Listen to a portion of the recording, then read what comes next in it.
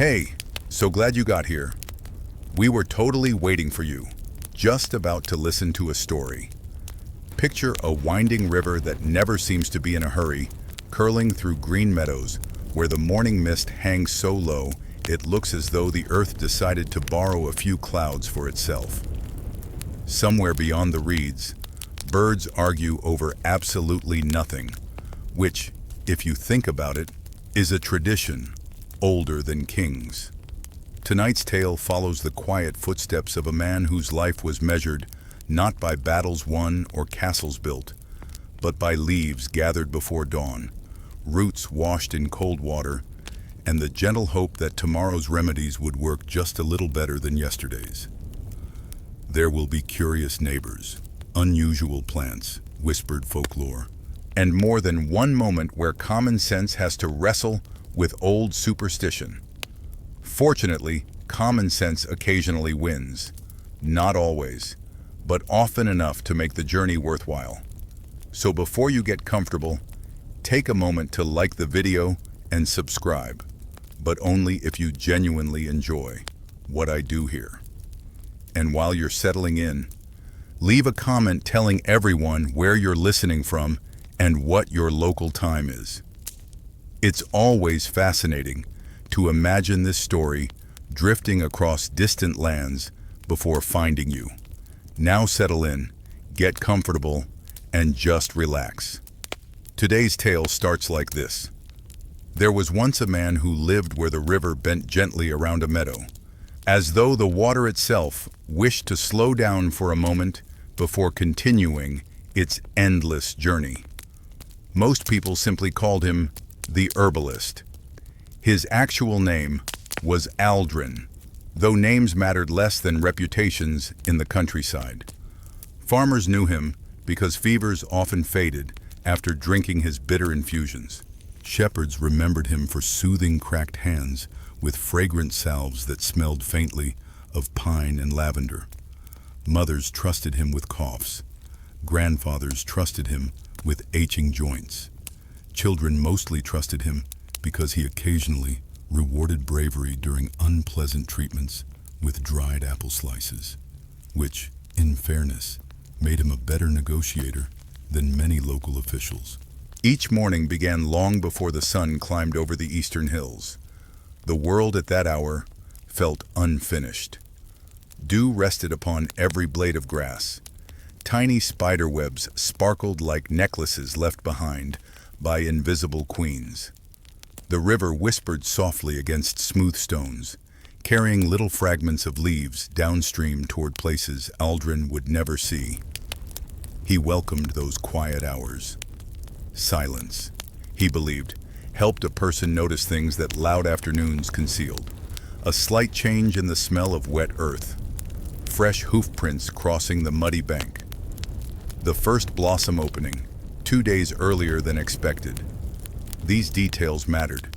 Plants had their own schedules, and anyone impatient enough to ignore them usually returned home with useless weeds instead of valuable medicine. Around his modest cottage stretched several neat patches of cultivated herbs. Some grew wild beyond the garden fence, refusing to obey anyone's plans. Others demanded constant attention. Aldrin respected both equally. He spoke very little while working, not because he disliked conversation. Quite the opposite. He simply believed plants appreciated listeners more than speakers.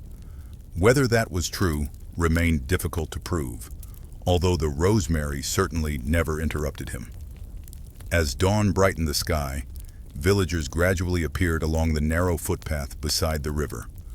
Old Brenner arrived first, leaning heavily upon a walking stick carved with tiny fish. "My knees," the old man sighed before even saying hello. "They're still attached?" "They are." "Excellent.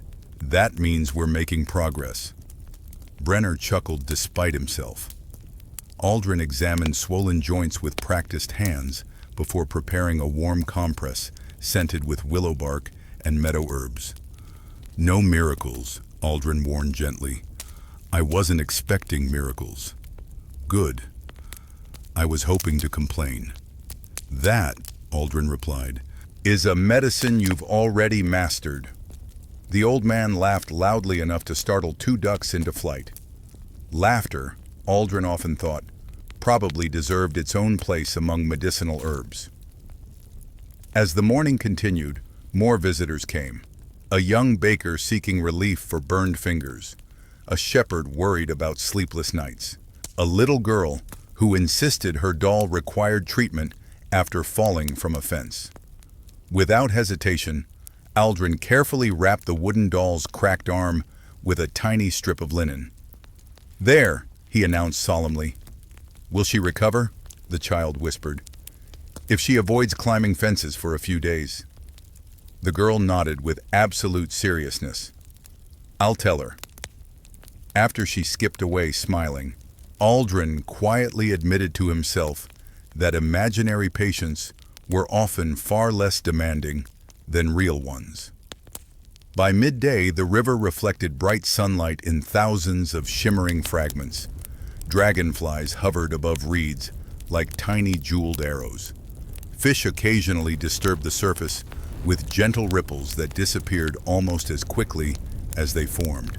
Aldrin carried woven baskets toward the riverbank.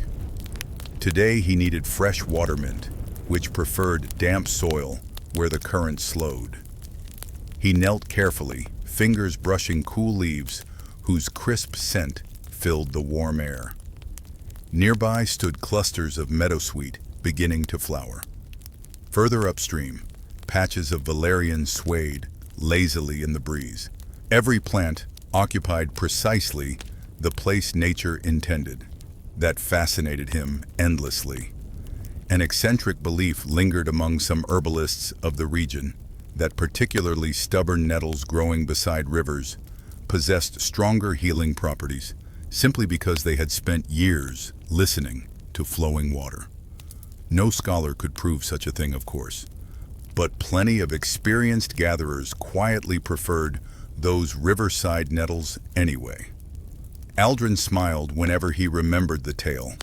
Whether the plants listened or not, the river certainly had a way of teaching patience. Clouds drifted overhead without urgency. Time itself seemed slower beside moving water. Travelers occasionally crossed the old wooden bridge further downstream, their wagons creaking softly. Most continued without stopping. Some raised a hand in greeting. Others simply admired the carefully tended herb beds, visible from the road. The herbalist asked for little: a reliable roof, healthy soil, clean water, enough seasons to learn something new each year. Those wishes seemed modest. Yet life had taught him that modest wishes often proved easier to appreciate than grand ambitions.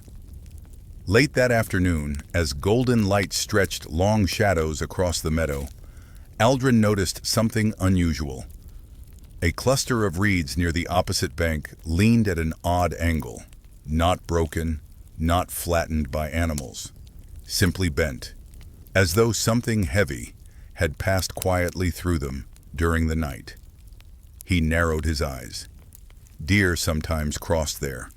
Wild boars occasionally rooted nearby, but the muddy shoreline held no obvious tracks, only smooth water slipping past with innocent calm.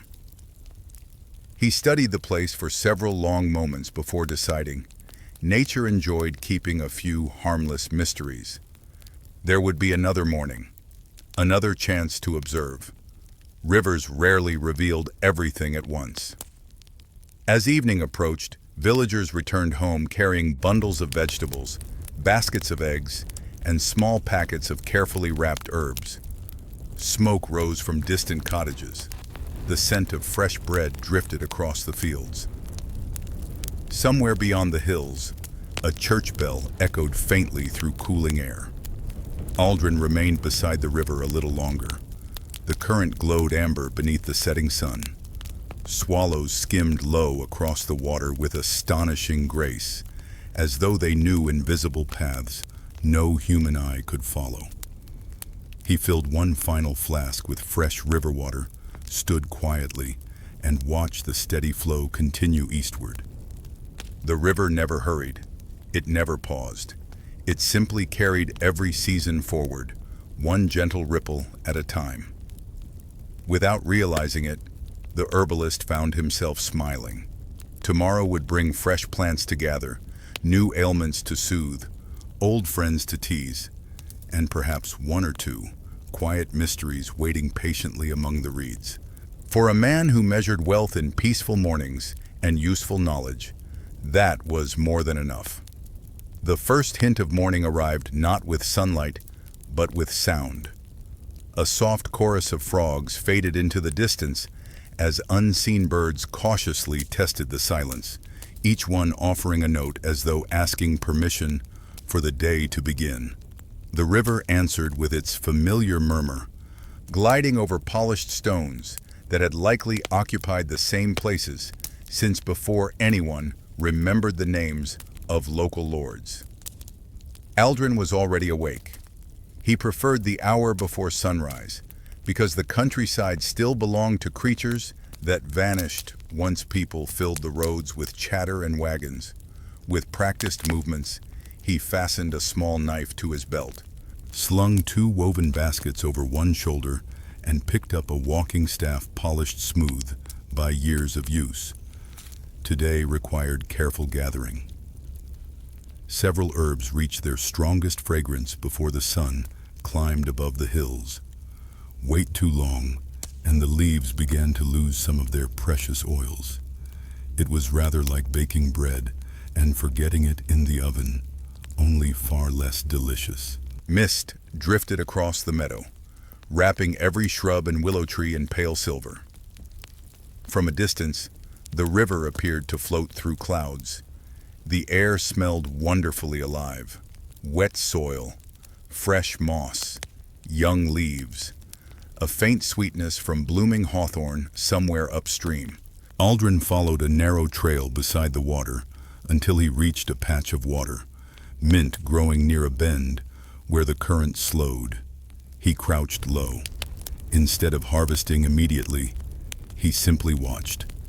Tiny insects moved from flower to flower. Bees worked with determined purpose, paying no attention whatsoever to human concerns.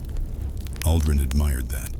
Bees never argued about taxes, inheritance, or whose goat had wandered through whose cabbage patch. Their priorities seemed refreshingly straightforward. He carefully pinched healthy stems between his fingers, placing each into one basket without crushing the leaves. Herbs bruised carelessly often lost much of their usefulness. Patience remained one of the most valuable tools any herbalist possessed. Not everyone understood that. Many assumed healing came from secret recipes or magical words whispered beneath the full moon. The truth disappointed those hoping for excitement. Most remedies required observation, clean hands, fresh ingredients, time, quite a lot of time. As the basket slowly filled, a kingfisher flashed across the river in a streak of brilliant blue. The tiny bird perched upon an overhanging branch before diving so suddenly that even Aldrin nearly missed it. Moments later, it emerged triumphantly with a small fish. "Well earned," Aldrin murmured. The bird offered no reply. It appeared satisfied enough with breakfast.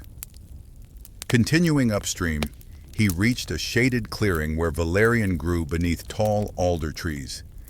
Its scent was memorable. Some described it as earthy. Others preferred to call it strong. One particularly honest farmer had once compared it to forgotten boots after a week of rain. Aldrin couldn't entirely disagree. Still, unpleasant smells occasionally hid remarkable healing qualities. He dug carefully around the roots, brushing away damp earth before wrapping them in clean cloth. Nearby, he found yarrow stretching toward the morning light. Its delicate white flowers looked almost fragile, yet generations of healers valued the plant for helping treat cuts and minor wounds. Nature often hid resilience beneath gentle appearances. As the eastern sky brightened, Wildlife became bolder. A family of otters slipped into the river with hardly a splash. A red fox paused on a distant hillside. For several heartbeats, it stared directly toward Aldrin. Then, apparently deciding he looked entirely uninteresting, it trotted away. He considered that a compliment. The quieter he appeared, the more nature behaved honestly around him. Hours passed almost unnoticed. His baskets gradually filled with mint, yarrow, meadowsweet, willow bark gathered from naturally fallen branches, and several handfuls of wild chamomile blooming beside the footpath. Each plant carried its own story. Each possessed strengths and weaknesses. No single herb solved every problem. Anyone claiming otherwise was either mistaken or trying very hard to sell something. By mid-morning, Aldrin reached the patch of reeds he had noticed the previous evening. They remained bent. He examined the muddy bank more closely. This time, faint impressions caught his attention. Not hoof prints, not paws. Boots. Human boots. Old enough that last night's moisture had softened their edges, yet recent enough to remain visible. One person, perhaps two. The tracks approached the river. Curiously, they did not seem to leave it. He frowned. The current here wasn't especially dangerous, but neither was it shallow. Perhaps someone had crossed using hidden stepping stones. Perhaps the tracks had simply vanished beneath firmer ground. There were reasonable explanations. Still, something felt unusual. He followed the shoreline for several dozen paces before discovering a length of weathered rope tangled beneath willow roots. The rope had clearly spent months, perhaps years, in the water. Nothing remarkable there. Yet caught within its frayed fibers rested a small carved piece of oak, a fragment no larger than his palm. He wiped away mud with his sleeve. The carving depicted a tiny heron standing among reeds. Simple workmanship, skillful enough to suggest patient hands. He turned it over. No markings, no names, just the bird. A curious thing, he said softly. The carving disappeared into a pouch at his belt. Perhaps someone nearby would recognize it, or perhaps it had drifted downstream from places far beyond the valley. Rivers connected strangers who never met. That thought always fascinated him. Around midday, Aldrin reached an old willow, whose enormous branches leaned gracefully across the water. Its trunk was hollow enough for an owl to nest inside each spring. Today the owl slept soundly, despite a pair of particularly argumentative squirrels, conducting what sounded suspiciously like a formal disagreement above its head. The owl wisely ignored them. Experience, Aldrin suspected, had taught it that squirrels rarely reached meaningful conclusions. He settled beneath the willow to eat. His meal consisted of coarse bread, soft cheese, dried apples, and cool water from the river. Simple food tasted surprisingly satisfying after hours spent walking. While resting, he noticed the river carrying unusual debris. Not branches, not leaves. Tiny yellow flowers floated together in scattered clusters. He didn't recognize them immediately. That meant they had likely entered the river somewhere upstream beyond his usual gathering grounds. Interesting. Plants often reveal distant landscapes.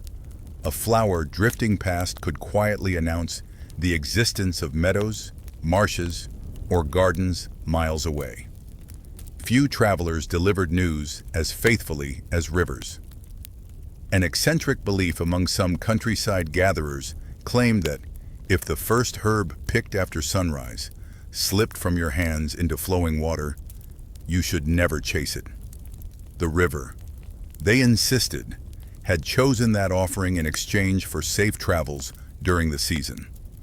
Whether anyone truly believed it was difficult to say, but many herbalists smiled politely and let the current keep its prize. Aldrin had accidentally dropped enough leaves over the years to wonder whether the river expected payment in installments. By afternoon, sunlight warmed the meadow, dissolving the last traces of mist. He turned toward home along a quieter path, winding between hazel bushes. The baskets weighed pleasantly upon his shoulders. Enough herbs for several weeks. Enough roots to prepare fresh tinctures. Enough blossoms to dry beneath the cottage roof. As he approached the familiar bend in the river, he paused once more. Far upstream, barely visible through the trees, a faint thread of gray smoke curled into the sky.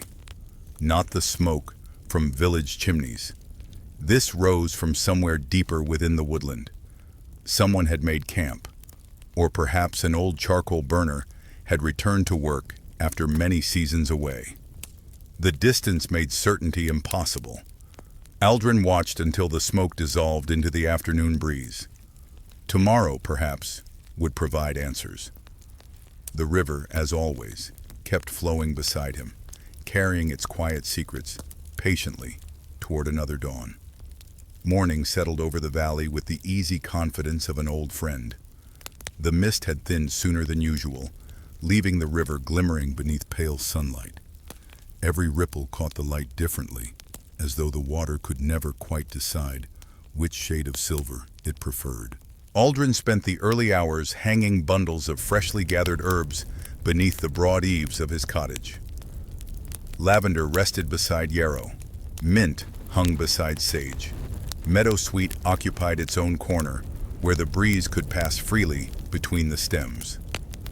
Drying herbs required balance. Too much sunlight robbed them of their strength. Too much dampness invited mold, which was an excellent reminder that nature could be generous one moment and remarkably rude the next. As he tied another bundle with strips of linen, familiar footsteps approached along the path. Old Brenner again. "My knees still complain," the old man announced.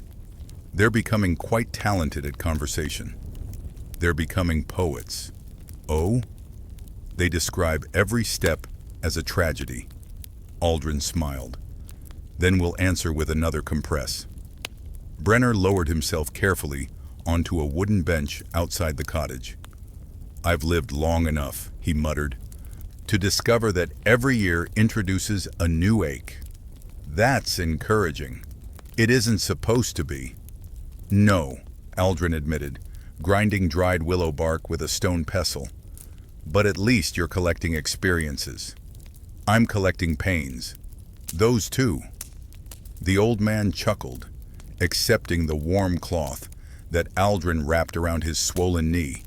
"You always find a way to make misery sound polite. It saves everyone time." They watched the river in comfortable silence. Friendship, Aldrin believed, often needed fewer words than strangers imagined. Not long after Brenner departed, another visitor arrived. A young woman named Elswith hurried along the footpath, carrying a little boy no older than 6. The child clung sleepily to her shoulder. "He has a fever," she said quietly. Aldrin nodded at once. "Bring him inside." The cottage remained simple. Shelves lined every wall, holding clay jars, bundles of dried plants, beeswax candles, and carefully labeled pouches. The room smelled pleasantly of herbs, smoke, and fresh wood. Nothing luxurious, everything useful. The little boy's cheeks glowed pink with warmth. Aldrin examined him patiently. No rash, breathing steady, throat slightly irritated, likely one of the ordinary fevers that wandered through villages every year. He prepared an infusion of elderflower, meadowsweet, and mint. "Small sips," he instructed. "Cool cloth upon his forehead." Elswith nodded anxiously. "Will he recover?" "I believe so." "You sound certain." "I'm hopeful." She looked puzzled. "There is a difference," he smiled gently. "A healer who promises certainty is either blessed beyond measure or lying." The young mother laughed despite her worry. It seemed to lighten the room. After she left, Aldrin cleaned every cup and every spoon. Cleanliness rarely impressed anyone. Few people praised washed hands. Yet he had quietly noticed over the years that careful habits often mattered just as much as clever remedies. By late morning, the road beside the river grew busier. Merchants passed with wagons creaking beneath sacks of grain. Pilgrims carrying simple walking staffs headed toward distant shrines. A pair of monks exchanged cheerful greetings before continuing north. Then, sometime near midday, Aldrin noticed three unfamiliar figures approaching from downstream. Travelers. Their clothing bore the dust of many roads.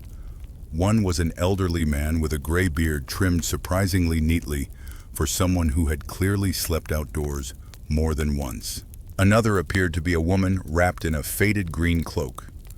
The third, younger than the others, limped slightly as they walked. All three looked tired, not dangerously so, simply worn by distance. The elderly traveler raised a hand. "Good day, and to you. We were told an herbalist lives beside this bend. You found him." The old man smiled with obvious relief. "Our companion twisted his ankle, crossing rocky ground yesterday." Aldrin invited them to sit beneath the shade of an oak. He removed the younger traveler's boot carefully. The ankle had swollen noticeably. Fortunately, nothing appeared broken. "You've been lucky." "I don't feel lucky." "That's because your ankle disagrees." The young man laughed weakly. Aldrin prepared a cool compress using crushed comfrey leaves and wrapped the joint firmly with clean linen. "You'll need rest." "We've already rested. You'll need more." The traveler sighed dramatically. "You're beginning to sound like my grandmother." Then she was probably right. While the compress settled, the three travelers accepted cups of cool water. Conversation flowed naturally. They had journeyed from villages many days away. One spoke of broad forests where wolves sang through winter nights. Another described hills covered with vineyards stretching farther than the eye could follow. The woman mentioned bustling market towns where merchants sold spices, whose fragrances lingered in the streets for hours. Aldrin listened with quiet fascination. He had rarely traveled beyond neighboring valleys. The wider world reached him mostly through stories, and stories, much like rivers, carried unexpected treasures. The elderly traveler reached into his satchel. As thanks, he produced a small cloth pouch. Inside rested several dried seed pods, unlike any Aldrin had ever seen. "What are these?" "Aromatic seeds from far to the south." "They grow well?" "So I'm told." "They smell wonderful." Indeed they did. Warm, almost sweet, with a hint of pepper hidden beneath the fragrance. "I cannot promise they'll survive our winters." "Neither can I," the traveler admitted. "But every garden begins with uncertainty." Aldrin accepted the gift with genuine gratitude. There was something quietly magical about holding seeds gathered from lands he had never seen. Perhaps one day they would bloom beside his familiar river. Perhaps not. Either possibility seemed worth discovering. An eccentric tale shared among wandering healers claimed that certain medicinal plants refused to grow unless they first heard stories from distant lands. The notion made little botanical sense, but many travelers delighted in chatting to newly planted herbs anyway. If nothing else, it passed the time while waiting for seedlings to appear. As afternoon drifted onward, the travelers prepared to continue. The younger man's ankle already seemed less painful. He stood carefully, much better. "It will complain tomorrow." I expected as much, but perhaps only half as loudly. The elderly traveler clasped Aldrin's forearm. You've shown kindness without asking who we were. Illness rarely asks names either, the old man smiled. A fair answer. They crossed the wooden bridge, their figures gradually shrinking against the distant road until trees finally swallowed them from sight. For a long while, Aldrin remained where he stood. The valley suddenly felt both smaller and larger than before. Smaller because beyond every hill lay countless other rivers, villages, forests, and people. Larger because somehow all those distant places had reached him without requiring him to leave home. As evening settled gently over the water, he unpacked the gifted seeds once more. He rolled one carefully between thumb and finger. Tomorrow he would prepare a small patch of soil, not because he expected success, but because curiosity deserved its own corner of every garden. Nearby, the river flowed steadily onward, carrying reflections of the setting sun toward lands. The travelers knew far better than he did. For the first time in many seasons, Aldrin found himself wondering not only what the river remembered, but where it had begun. The next morning, Aldrin planted the gifted seeds in a narrow strip of loosened soil near the cottage wall, where the sun arrived kindly, but did not linger too harshly.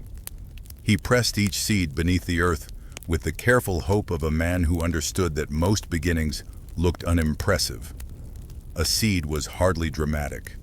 No banners, no trumpets, no priest solemnly declaring that something important had occurred. Just a small brown thing disappearing into dirt. And yet, from such humble vanishing, whole gardens sometimes rose. Aldrin watered the patch lightly, marked it with 3 smooth stones, then stood back with his hands on his hips. "Well," he murmured, "do your best." The seeds made no promises. That seemed wise. By mid-morning, he turned his attention toward the river. The carved heron he had found in the rope still rested on his work table, cleaned now and pale where the old mud had been gently scraped away. In better light, the little carving seemed more deliberate than he had first realized. Each feather had been shaped with a tiny, careful cut. The bird's long neck curved in a graceful line, and beneath its feet someone had carved 3 wavy marks: water, or reeds, or both. Aldrin had shown it to Brenner, who claimed not to recognize it, then spent 10 full minutes explaining 3 unrelated things. It definitely was not helpful in the grand tradition of village wisdom. Still, something about the carving bothered Aldrin in the way an unfinished song bothers the ear. By noon, with his herb bundles safely drying and no urgent visitors waiting, he carried a small satchel, his staff, and a coil of fresh rope toward the riverbank. He crossed the old wooden bridge downstream and followed the opposite shore back toward the place where the reeds had bent. The world looked different from that side. His cottage, usually central to everything familiar, now appeared small across the water, tucked among herb beds and willow shade. The river sounded deeper here. The bank sloped sharply down through damp grass and exposed roots. Aldrin moved slowly, testing each step before trusting his weight. Mud had a talent for appearing solid until it suddenly changed its mind, which felt rather rude for something with no bones. Near the bent reeds, he crouched. The boot prints had faded, softened by dew and time. But another detail now caught his eye. A row of stones, half hidden beneath moss, formed a line leading from the bank toward a thicket of young alders.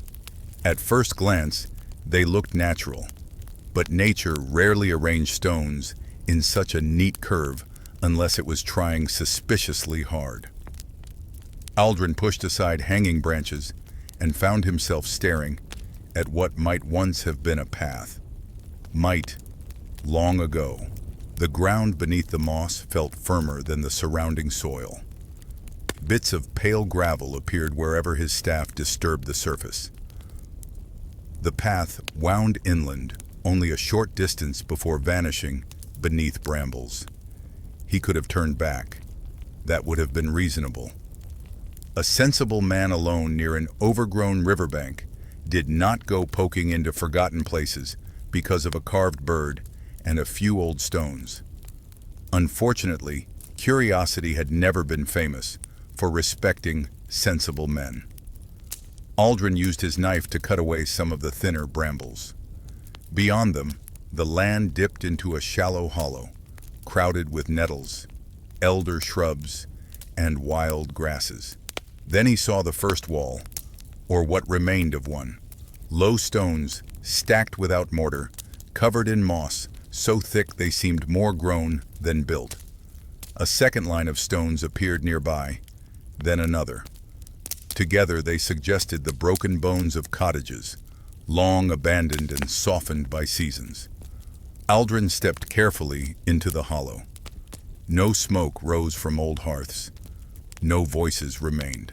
Only bees moved busily through flowering weeds, absolutely unconcerned that they were conducting their affairs inside someone's forgotten home. He stood very still. The place had once been a settlement, small, perhaps no more than 4 or 5 dwellings near the river. Why had people left? Flood, illness, war, a lord's command. The countryside held many such silences. People vanished from records, houses surrendered to ivy, and eventually only odd stones remained to suggest that laughter, quarrels, cooking smoke, and ordinary worries had ever lived there. Near the largest ruin, Aldrin found a flat stone partly buried beneath roots. He cleared away leaves. The surface bore faint carving, not letters. A heron, long-legged, standing among 3 wavy lines. He drew the wooden fragment from his pouch and compared them. The same mark. A prickle ran along his arms, though the day was warm. The carving had come from here, or from people connected to this place. Nearby, wild herbs grew in unexpected abundance, not just common weeds. Comfrey, mugwort, feverfew, betony, even a patch of rue, though he rarely saw it thriving, so close to the river. The arrangement was too convenient to be accidental. Someone had once tended medicinal plants here, a garden swallowed by neglect, but not defeated. Aldrin knelt beside the feverfew, touching the leaves gently. "Well now," he whispered, "you have been keeping secrets." An eccentric old belief claimed that abandoned gardens remembered the hands that planted them, and for 7 generations they would continue growing useful things out of sheer loyalty. Aldrin could not defend the idea before any serious scholar, but kneeling there among herbs that had survived without praise, pruning, or payment, he felt no desire to argue against it. He explored only a little farther. A collapsed beam lay half buried near one wall. Bits of pottery emerged from the soil, plain and brown. A rusted iron hook rested beneath an elder bush. Nothing rich, nothing grand, just the remains of ordinary lives that made the place feel more intimate than any castle ruin. Kings left towers, common folk left broken bowls, and honestly, broken bowls probably told the truth more often. At the far edge of the hollow, Aldrin found a narrow channel leading back toward the river. It had filled with silt, but its shape suggested someone had once guided water toward the settlement, perhaps for washing, perhaps for soaking flax, perhaps for some craft now forgotten. The river had not merely flowed past these people. It had served them, fed them, threatened them, remembered them. A breeze moved through the alders, stirring leaves with a sound like distant whispering. Aldrin did not imagine ghosts. He had too much respect for the living world to fill every silence with the dead. Still, he felt the weight of the place, Not frightening, just solemn. Before leaving, he gathered only a small handful of feverfew and a few fallen seeds from the old garden. Taking too much felt discourteous. Some places deserve to be approached like sleeping animals, gently, quietly, and with all fingers accounted for. As he pushed back through the brambles and returned to the riverbank, sunlight flashed across the current. The water looked unchanged. Of course it did. Rivers were very good at pretending nothing unusual had happened. Aldrin crossed the bridge slowly, the carved heron warm in his palm. By evening, he placed it beside the new seeds near his cottage wall. Across the river, hidden beyond reeds and alder shade, the forgotten settlement rested in its green hollow, and Aldrin understood that the river beside his home was not merely a path for water. It was a keeper of vanished lives, quiet remedies, and old marks carved by hands long gone. Aldrin did not return to the forgotten settlement the next morning. That would have been too eager, and eagerness, in his experience, made people clumsy. Instead, he behaved almost sensibly. He sorted dried mint, prepared a fresh jar of salve, cleaned his knives, checked the little patch where the southern seeds slept beneath the soil, and pretended not to glance across the river. Every few minutes, like a man expecting the reeds to wave him over. By noon, he gave up pretending. There are limits to human dignity, and curiosity had eaten most of his before breakfast. He crossed the bridge again with a basket, a small spade, and a strip of linen wrapped around the carved heron. The day was soft and cloudy, with light moving gently through the leaves. Everything smelled of damp bark and early summer growth. At the old garden hollow, he moved more confidently than before, though still with care. He marked the strongest patches of feverfew and betony with forked twigs. He counted the rue plants. He studied the comfrey near the ruined wall and found that its roots ran deep beneath old stones, stubborn as village gossip and nearly as hard to remove. Then he heard someone cough, not nearby, not loudly, just a dry little sound from beyond the elder shrubs. Aldrin froze. The birds did not. The bees did not. Only he stood perfectly still, suddenly aware that being alone in an abandoned settlement was perhaps less alone than advertised. "Who is there?" he called. A pause followed. Then an old woman's voice answered, "Someone who was here before you started trampling my nettles." Aldrin looked down. He was unfortunately standing very close to a patch of nettles. Not on them. Close enough to be accused by someone determined. He stepped back. "My apologies." "Apologies don't unbend stems." "No, but they are lighter to carry than arguments." A rustle came from the shrubs, and an elderly woman emerged, leaning on a crooked hazel staff. She wore a patched brown cloak and a linen hood tied beneath her chin. Her face was narrow, deeply lined, and bright with eyes that missed very little. Aldrin had seen her once or twice at distant market days, though never near his river. People called her Mother Sable. Some said she had been a healer. Some said she had once served in a noble household. Some said she knew charms against toothache, sour milk, and husbands who talked too much. That last claim had made her famous among married women for 3 villages around. "You found the heron place," she said. Aldrin touched the pouch at his belt. "You know it?" "I know what remains."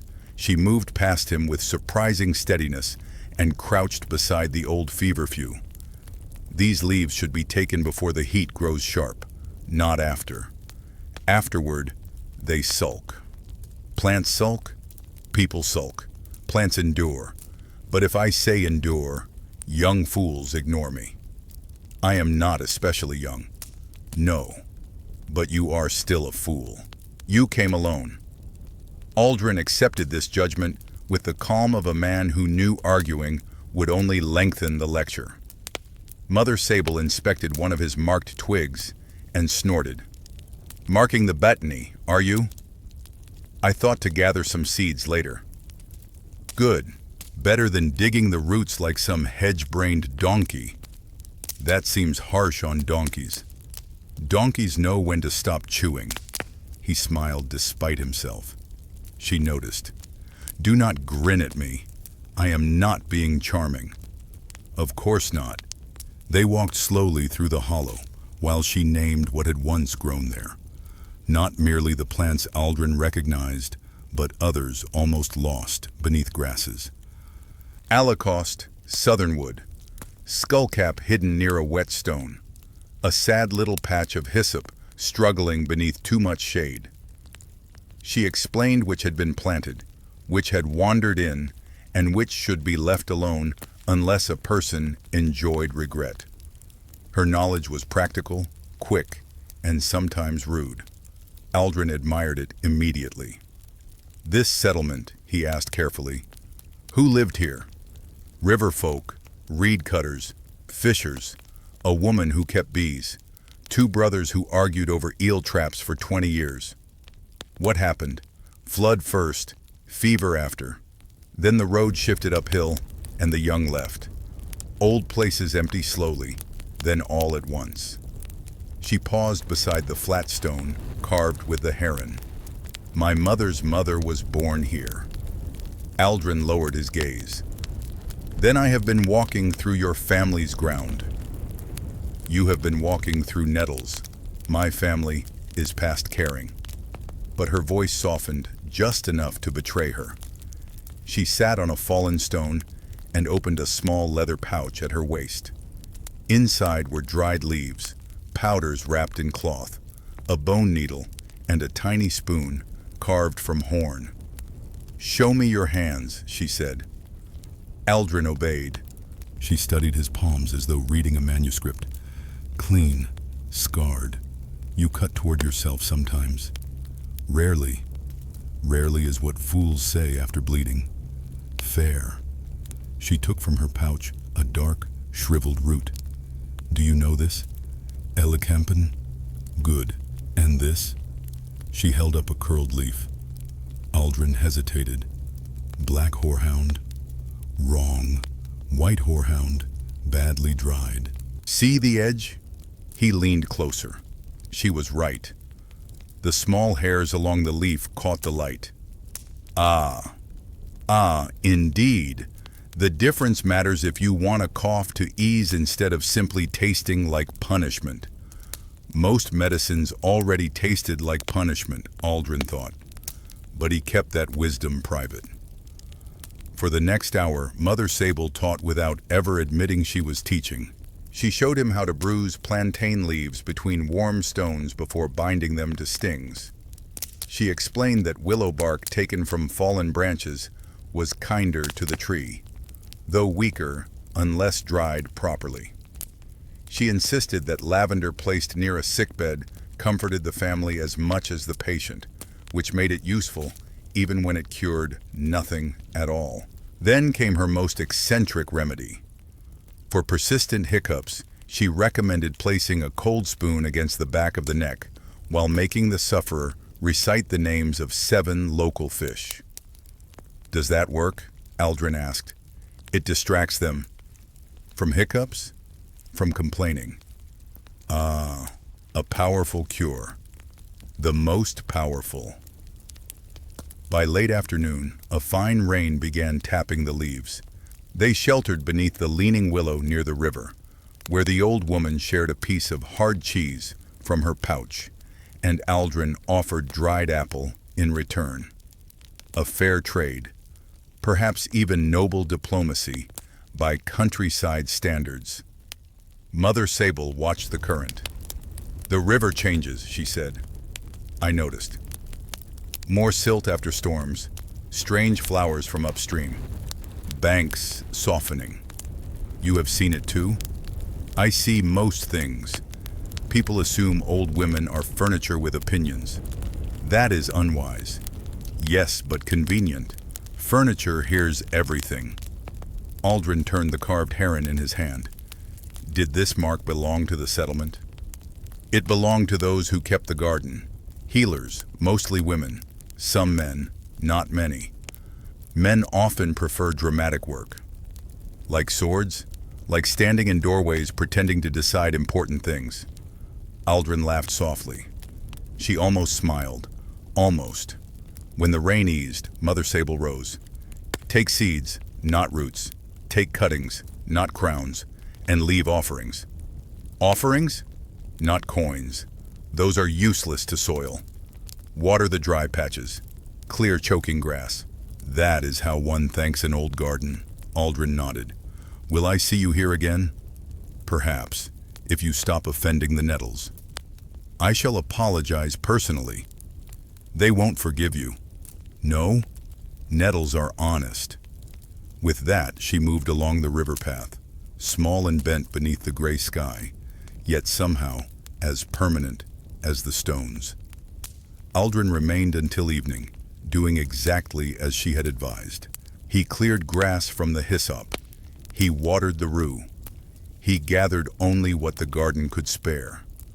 When he finally returned home, his basket was not full, yet his mind felt crowded with more knowledge than any basket could hold. Across the river, the abandoned hollow settled back into silence, but it no longer felt empty. It felt tended, remembered. And somewhere in the wet green dark, the old herbs waited patiently, as if pleased that someone had finally begun listening properly again. The days that followed settled into a familiar rhythm. Morning brought dew to the meadow. The river carried sunlight in broken ribbons. Aldrin gathered herbs, tended the forgotten garden across the water, and occasionally found Mother Sable already there, quietly pulling weeds as though she had simply stepped out of yesterday. She never announced her arrival.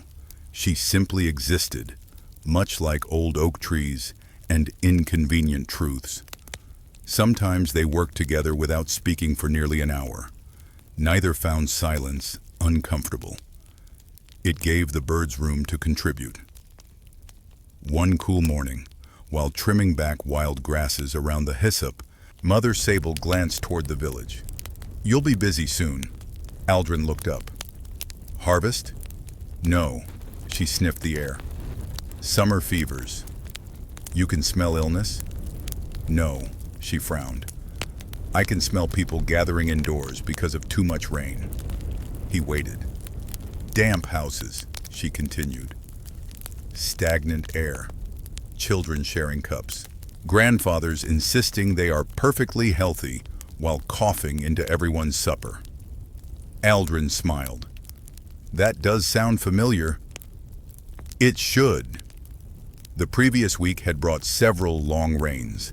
Nothing dangerous.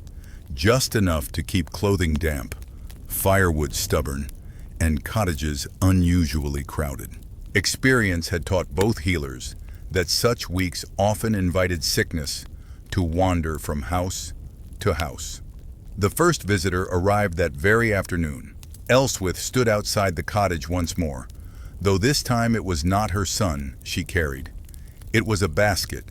Inside rested several fresh loaves of bread wrapped in linen. My boy recovered completely, she said with a grateful smile.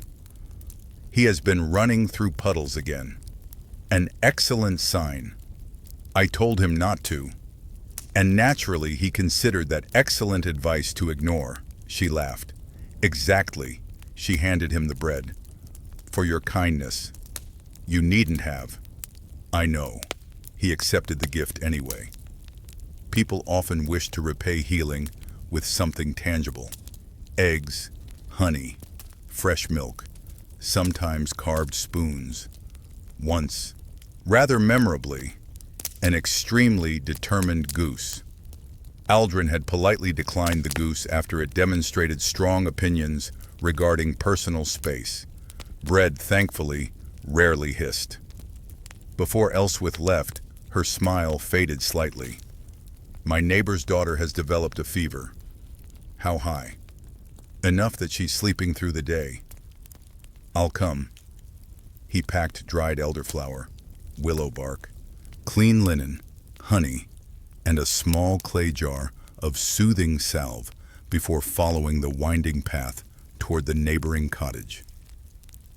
The little girl lay beneath several blankets despite the warm afternoon.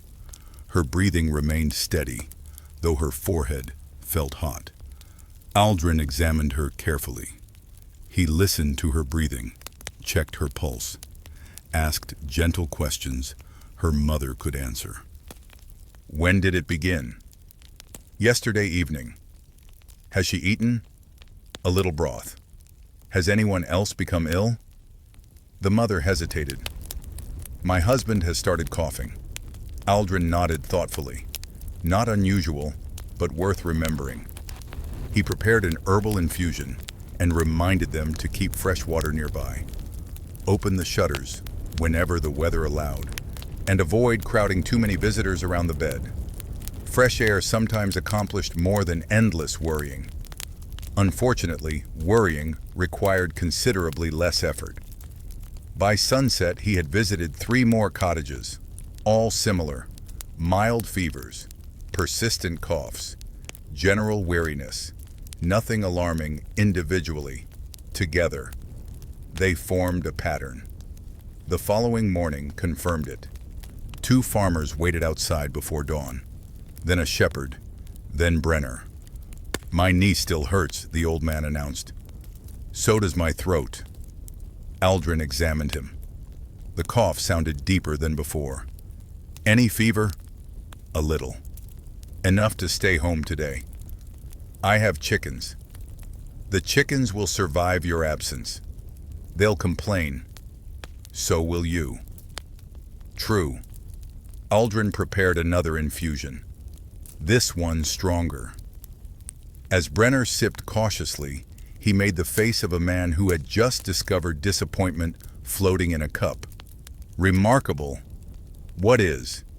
You've managed to make bitterness even more bitter. It took years of practice. I never doubted your dedication. Despite the joke, Aldrin remained thoughtful after the old man departed. By midday, nearly a dozen villagers had sought his help. The illness moved slowly, not with frightening speed, almost politely. One household, then another, lingering just long enough to inconvenience everyone. Most recovered within several days. A few took longer. The elderly struggled the most.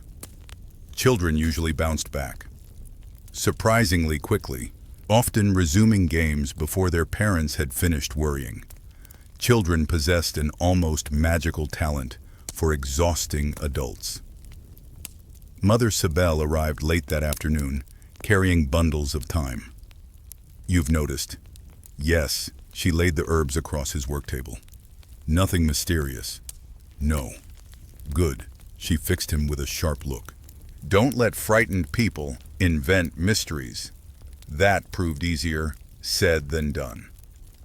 By the 3rd day, whispers had begun drifting through the valley almost as quickly as the river itself. Some claimed unusual fog rising from the water carried illness. Others blamed the recent travelers. One particularly imaginative fellow insisted a comet he'd never actually seen was certainly responsible. Apparently invisible comets were the most troublesome variety. Aldrin spent nearly as much time calming fears as treating fevers. The river is not cursed, he told one anxious farmer, but the flowers floating downstream. Flowers float. The strange smoke. Someone likely cooked supper. The abandoned settlement has been abandoned for years. Rumors, he discovered, spread far more enthusiastically than facts. An eccentric countryside belief declared that hanging bundles of garlic over every doorway would frighten illness away because no sickness wished to endure the smell. While garlic certainly flavored stews wonderfully, Aldrin privately suspected most fevers possessed neither noses nor culinary preferences. Still, If garlic encouraged people to cook nourishing meals, it hardly did any harm. Each evening he returned home exhausted. He washed every cup, boiled cloth bandages, cleaned his knives, scrubbed the table where medicines were prepared. These simple tasks consumed precious time. Yet Mother Sable approved. "Clean tools," she once remarked, "are quieter helpers." He liked that. Quiet helpers. The phrase stayed with him. Several days later, after another long round of visits, Aldrin crossed to the forgotten garden, not to gather herbs, simply to think. The old hollow felt peaceful, despite everything happening beyond its overgrown borders. Bees hummed lazily among the feverfew. The carved heron upon the flat stone watched over its silent garden exactly as it always had. Mother Sable sat nearby, pulling dead stems from around the betony. "You look tired," she observed. "I am." "Good," he blinked. "Good. Tired people sleep. Sometimes. Arrogant people don't." He laughed softly. She continued working. "You cannot heal every person." "I know." "You can help many." "I know." "You'll still lose some." The words settled heavily between them. Aldrin stared at the river glimmering through the trees. "I dislike that part." So does every honest healer. For several moments only birdsong filled the air. Finally, Mother Sable spoke again. "The measure of your work isn't whether sickness exists." He turned toward her. "It's whether fewer people face it alone." The afternoon breeze stirred the herbs gently. Beyond the trees, the river continued its patient journey, carrying neither panic nor certainty, only water, always forward. Aldrin took a slow breath. There would be more visits tomorrow, more fever, more worry, perhaps more laughter as well. He would bring clean bandages, fresh infusions, careful hands. None of them were miracles, but together, they were enough to keep hope alive while the valley waited for healthier days. By the end of the week, Aldrin's stores had begun to thin. The jars were not empty, not yet, but any healer who waited until the final handful of dried leaves had vanished was not being careful. He needed more feverfew, more time, more willow bark, and most urgently, a rare woodland plant. Mother Sable called silver lungwort, which grew only in shaded places where limestone broke through damp soil. Naturally, it preferred inconvenient locations. Useful plants often did.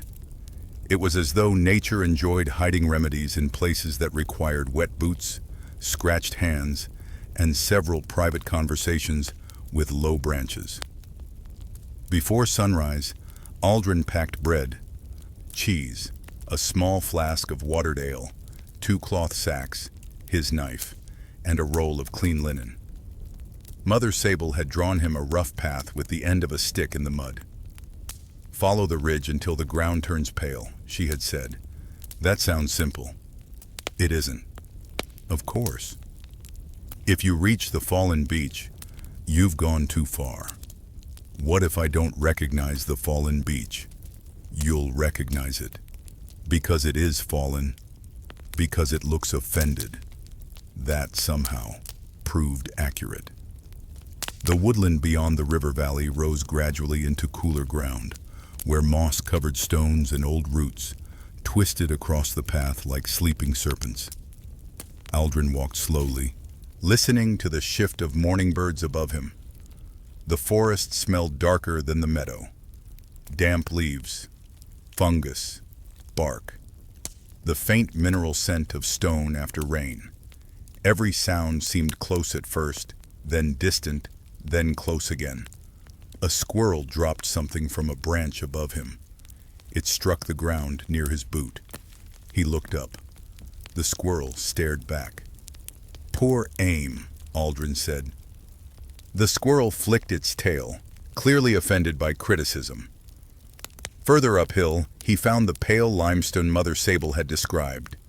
It emerged from the soil in broken ridges, slick with moss where water trickled between stones. There, tucked beneath hazel shade, grew silver lungwort. Its leaves were speckled faintly white, as though dusted with moonlight. Aldrin knelt with relief.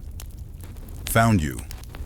He harvested carefully, taking only a small portion from each cluster.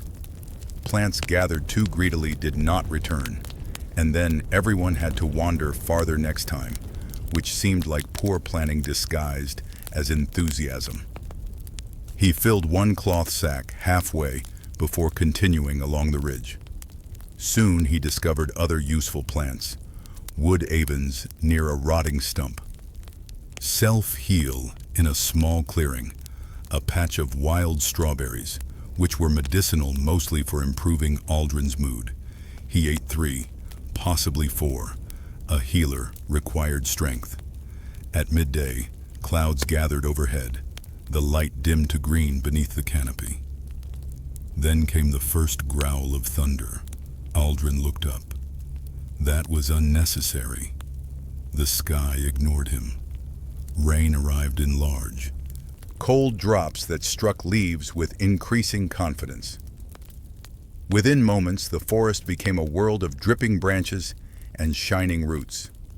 Aldrin pulled his cloak tight and moved toward a rocky overhang he had noticed earlier. The ground betrayed him halfway there. His boot slid on wet moss, and he dropped heavily onto one knee. Not badly hurt, just offended. Mud decorated his trousers with artistic enthusiasm. "Wonderful," he muttered, "very dignified." He reached the overhang and settled beneath it, while rain hammered the forest around him. From his satchel, he took bread and cheese. Both had survived. His pride had not. While he ate, something rustled nearby. Aldrin turned slowly. A badger emerged from between 2 stones, paused, and looked at him with the expression of a landowner discovering an unexpected guest in the pantry. "Good day," Aldrin said. The badger sniffed. It took one step closer, then another. Aldrin held up a piece of bread. "This is mine." The badger appeared unconvinced. For several silent moments, man and badger negotiated without words.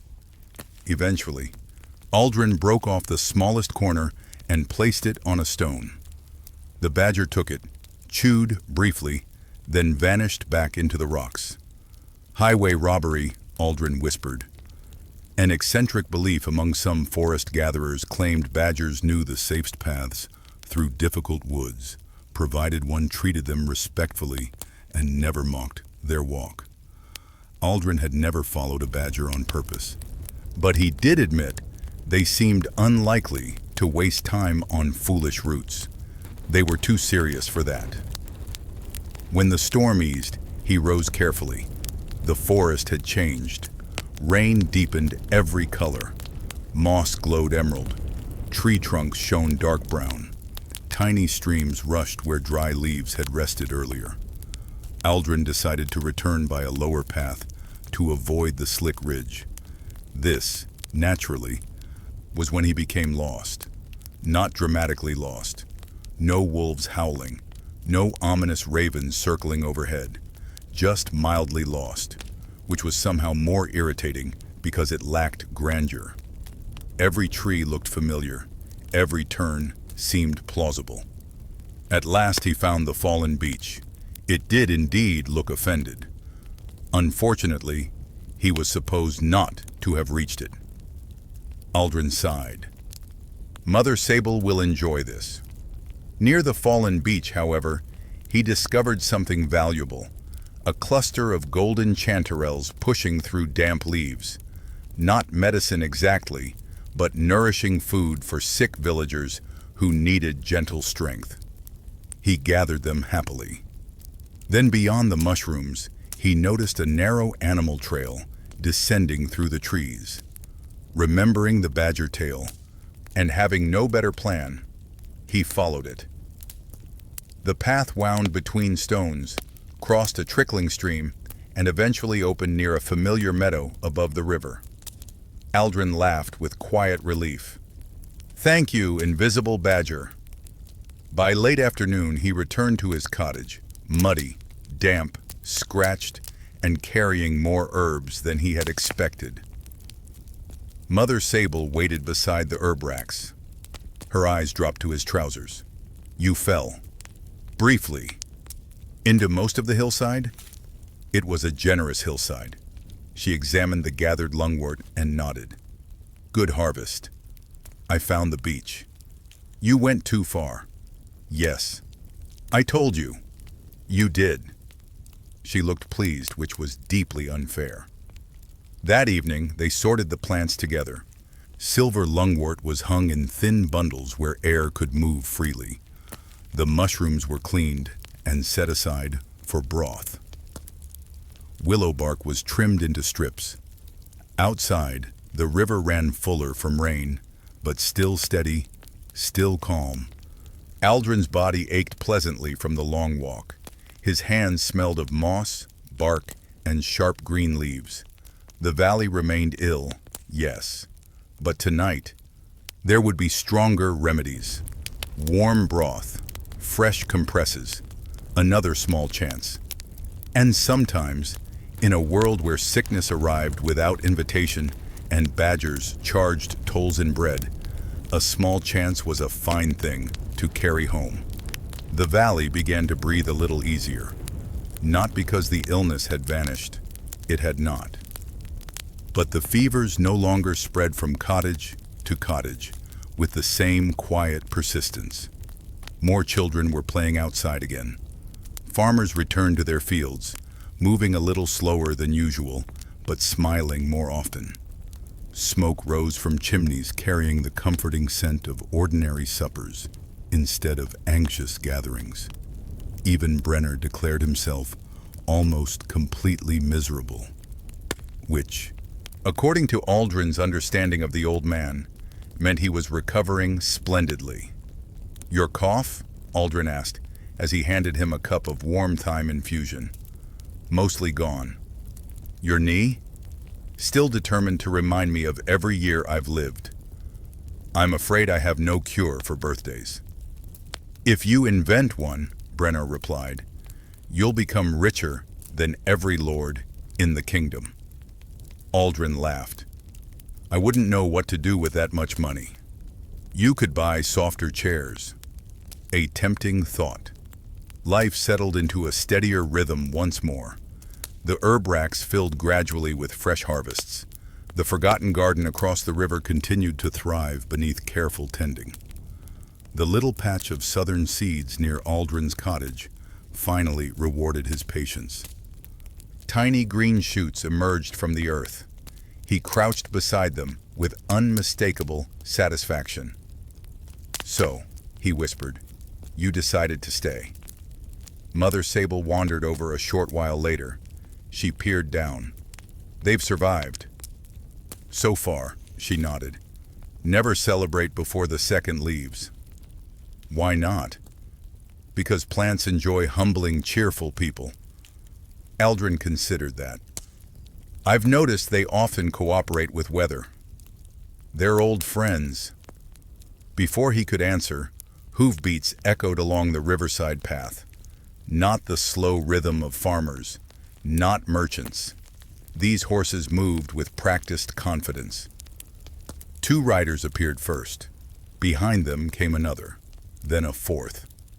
Each wore well-kept cloaks bearing the same embroidered crest, a silver falcon against a deep blue field. The villagers nearby paused in their work.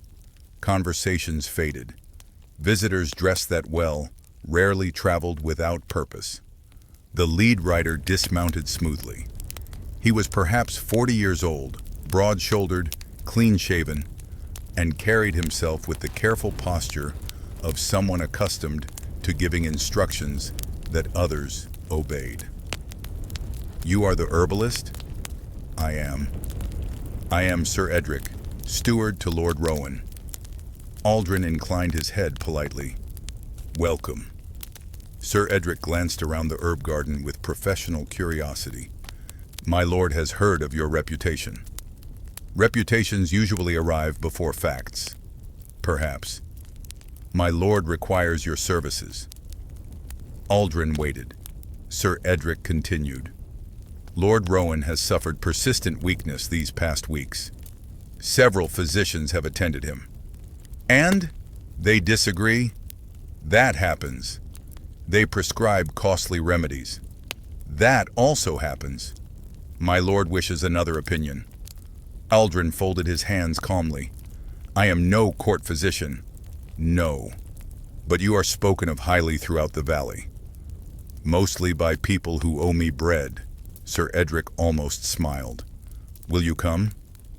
Aldrin looked toward the river, toward the cottages beyond, toward the herb racks gently swaying in the afternoon breeze. How far? A day's ride. I do not ride particularly well. We brought an extra horse. That may worsen the situation. One of the mounted guards coughed discreetly, perhaps disguising a laugh. Sir Edric remained admirably composed. My lord is prepared to reward your efforts generously. Aldrin hesitated. Money tempted him very little. Time did. Leaving meant abandoning villagers who still depended upon him. The illness had eased, but it had not disappeared entirely. I cannot promise miracles. My lord requests honesty. That is encouraging. It may also prove dangerous. That answer lingered in the air. Mother Sabelle, who had quietly approached during the conversation, spoke for the first time. When does he wish to leave? Tomorrow morning. She looked at Aldrin. You should go. He blinked. And leave everyone here? I'll manage.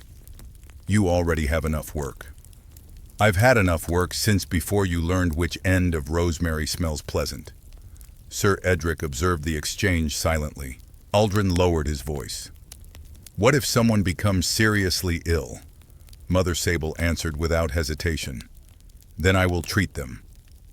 And if I am needed, you'll return. Simple, direct, rather annoying in its reasonableness. The steward cleared his throat. My lord's condition worsens. Aldrin nodded slowly. I will come. Sir Edric inclined his head respectfully. We depart at sunrise. The riders led their horses toward the meadow to make camp nearby. News spread through the valley astonishingly fast. By evening, nearly everyone seemed to know that the local herbalist had been summoned by a noble. Children looked impressed. Farmers looked skeptical. Brenner looked delighted. So, the old man declared while chewing thoughtfully on a piece of fresh bread, don't forget us when you're living in a grand hall. I shall try not to. You'll be eating from silver plates. I rather like wooden ones. You'll have servants. I barely know what to do with visitors. You'll probably be forced to wear fancy clothes. Aldrin looked genuinely alarmed. That sounds exhausting. It does, Brenner nodded sympathetically. I'd refuse, on principle. I haven't been invited to stay. Good. I've been invited to examine a sick man. Less exciting. Much. An eccentric tale told among village healers claimed that wealthy patients recovered more slowly because expensive curtains blocked fresh air from reaching the bed. Whether the curtains deserved blame remained uncertain, but Mother Sable often remarked that opening a window cost considerably less than importing rare spices from distant kingdoms. After Brenner departed, Aldrin spent the evening preparing. He measured dried herbs into small linen packets, packed clean bandages, filled clay jars with salves, wrapped the carved heron carefully before placing it inside a wooden box. He had no particular reason for bringing it. Yet somehow, leaving it behind felt wrong. Perhaps the little carving had become a quiet reminder of why healing mattered. Knowledge endured. People passed it onward, like rivers, like gardens, like stories. Before darkness fully settled across the valley, Aldrin crossed the bridge one last time. The forgotten garden waited beneath fading light. Mother Sable was already there, watering the hyssop. I knew you'd come. I wanted to say goodbye. You'll be back. I expect so. She handed him a small leather pouch. Inside rested several dried roots he did not recognize. What are these? You'll know when you need them. That's wonderfully mysterious. It saves lengthy explanations. I suspected as much. She looked toward the river. Remember something. I'm listening. Noble houses have larger walls. Yes, they do not necessarily contain wiser people. Aldrin smiled. I'll remember. Good. She returned to watering the herbs as though the conversation had ended exactly where it should. Aldrin lingered a little longer. The evening breeze stirred the fever-few blossoms. Bees drifted lazily toward their hives. The carved heron upon the old stone caught the last rays of sunlight before fading gently into shadow. Tomorrow would carry him beyond the familiar bends of the river for the first time in many years. New roads, new faces, new questions. Behind him, the valley settled peacefully into twilight. Ahead waited a lord whose wealth could purchase almost anything, except, perhaps, the certainty of good health. At sunrise, Aldrin discovered that horses were taller than memory had kindly suggested. The animal assigned to him was calm, brown, patient, and clearly aware that the man standing beside it possessed limited confidence.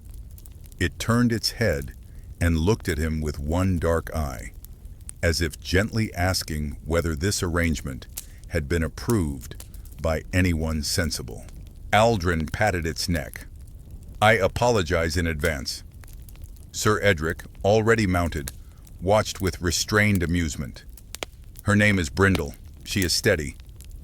Excellent. She rarely startles. That makes one of us. One of the guards helped Aldrin settle into the saddle. He adjusted his satchel across his shoulder, checked that his herb packets were secure, and tried not to look as though he expected the horse to immediately reconsider gravity. Mother Sable stood near the path with her arms folded. Don't grip with your knees like a frightened crab. I had no intention of doing that. You were already doing it. Brennar, leaning on his walking stick nearby, called out, Bring back something impressive, such as a nobleman's purse. I was thinking more along the lines of useful knowledge. Less shiny, Brennar said, disappointed. The party set off along the road leading beyond the valley. For the first hour, Aldrin remained too focused on not falling to think much about anything else. Eventually, Brindle's steady rhythm softened his nerves. Fields rolled past on either side, bright with new growth.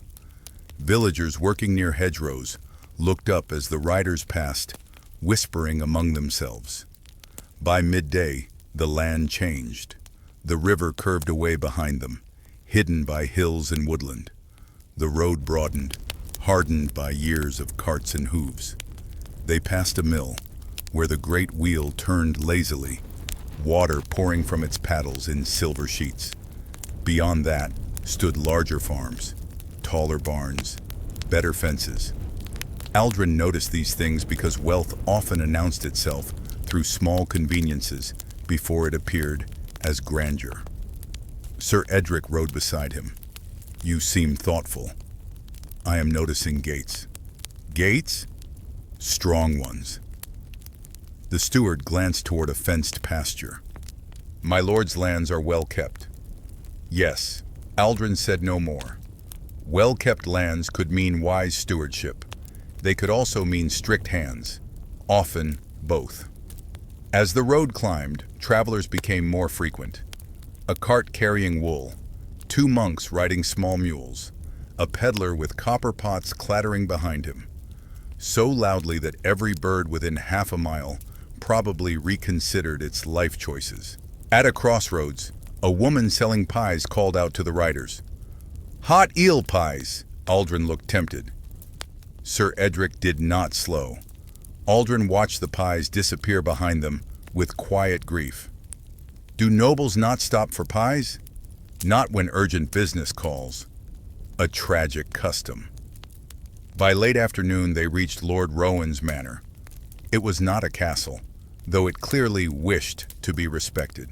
A stone hall stood upon a low rise overlooking orchards, sheep fields, and a narrow stream.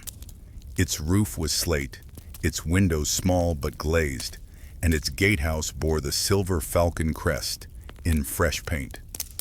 Servants moved quickly in the courtyard. Dogs barked, chickens scattered with dramatic outrage, as chickens often did when reminded that roads were not exclusively theirs. Aldrin dismounted carefully, grateful to discover both legs still obeyed him. Inside the hall, the air felt warmer, heavier, not unpleasant, but crowded with smoke, rushes, wool, cooked meat, beeswax, and human worry. Lord Rowan lay not in the great hall, but in an upstairs chamber where thick curtains kept sunlight dim. He was a man past middle age, pale beneath a neatly trimmed beard. Rings glinted on his fingers. Fine blankets covered him, though sweat dampened his brow. Two physicians stood nearby. One wore a dark robe edged with fur. The other carried a leather case filled with instruments Aldrin preferred not to inspect too closely. They looked at him the way cats look at a wet dog entering a room. Sir Edric spoke formally. "This is Aldrin, the herbalist by the river." The robed physician raised an eyebrow. "Indeed." Aldrin inclined his head. "My lords." The second physician sniffed. "We have already examined Lord Rowan." "Good." "Good?" More eyes often help. That answer seemed to irritate them, perhaps because it refused to be rude enough for easy argument. Lord Rowan opened his eyes. "You are the valley healer?" "I am one healer, my lord." "I hear you cured a spreading sickness." "No." The room stilled. Aldrin continued calmly.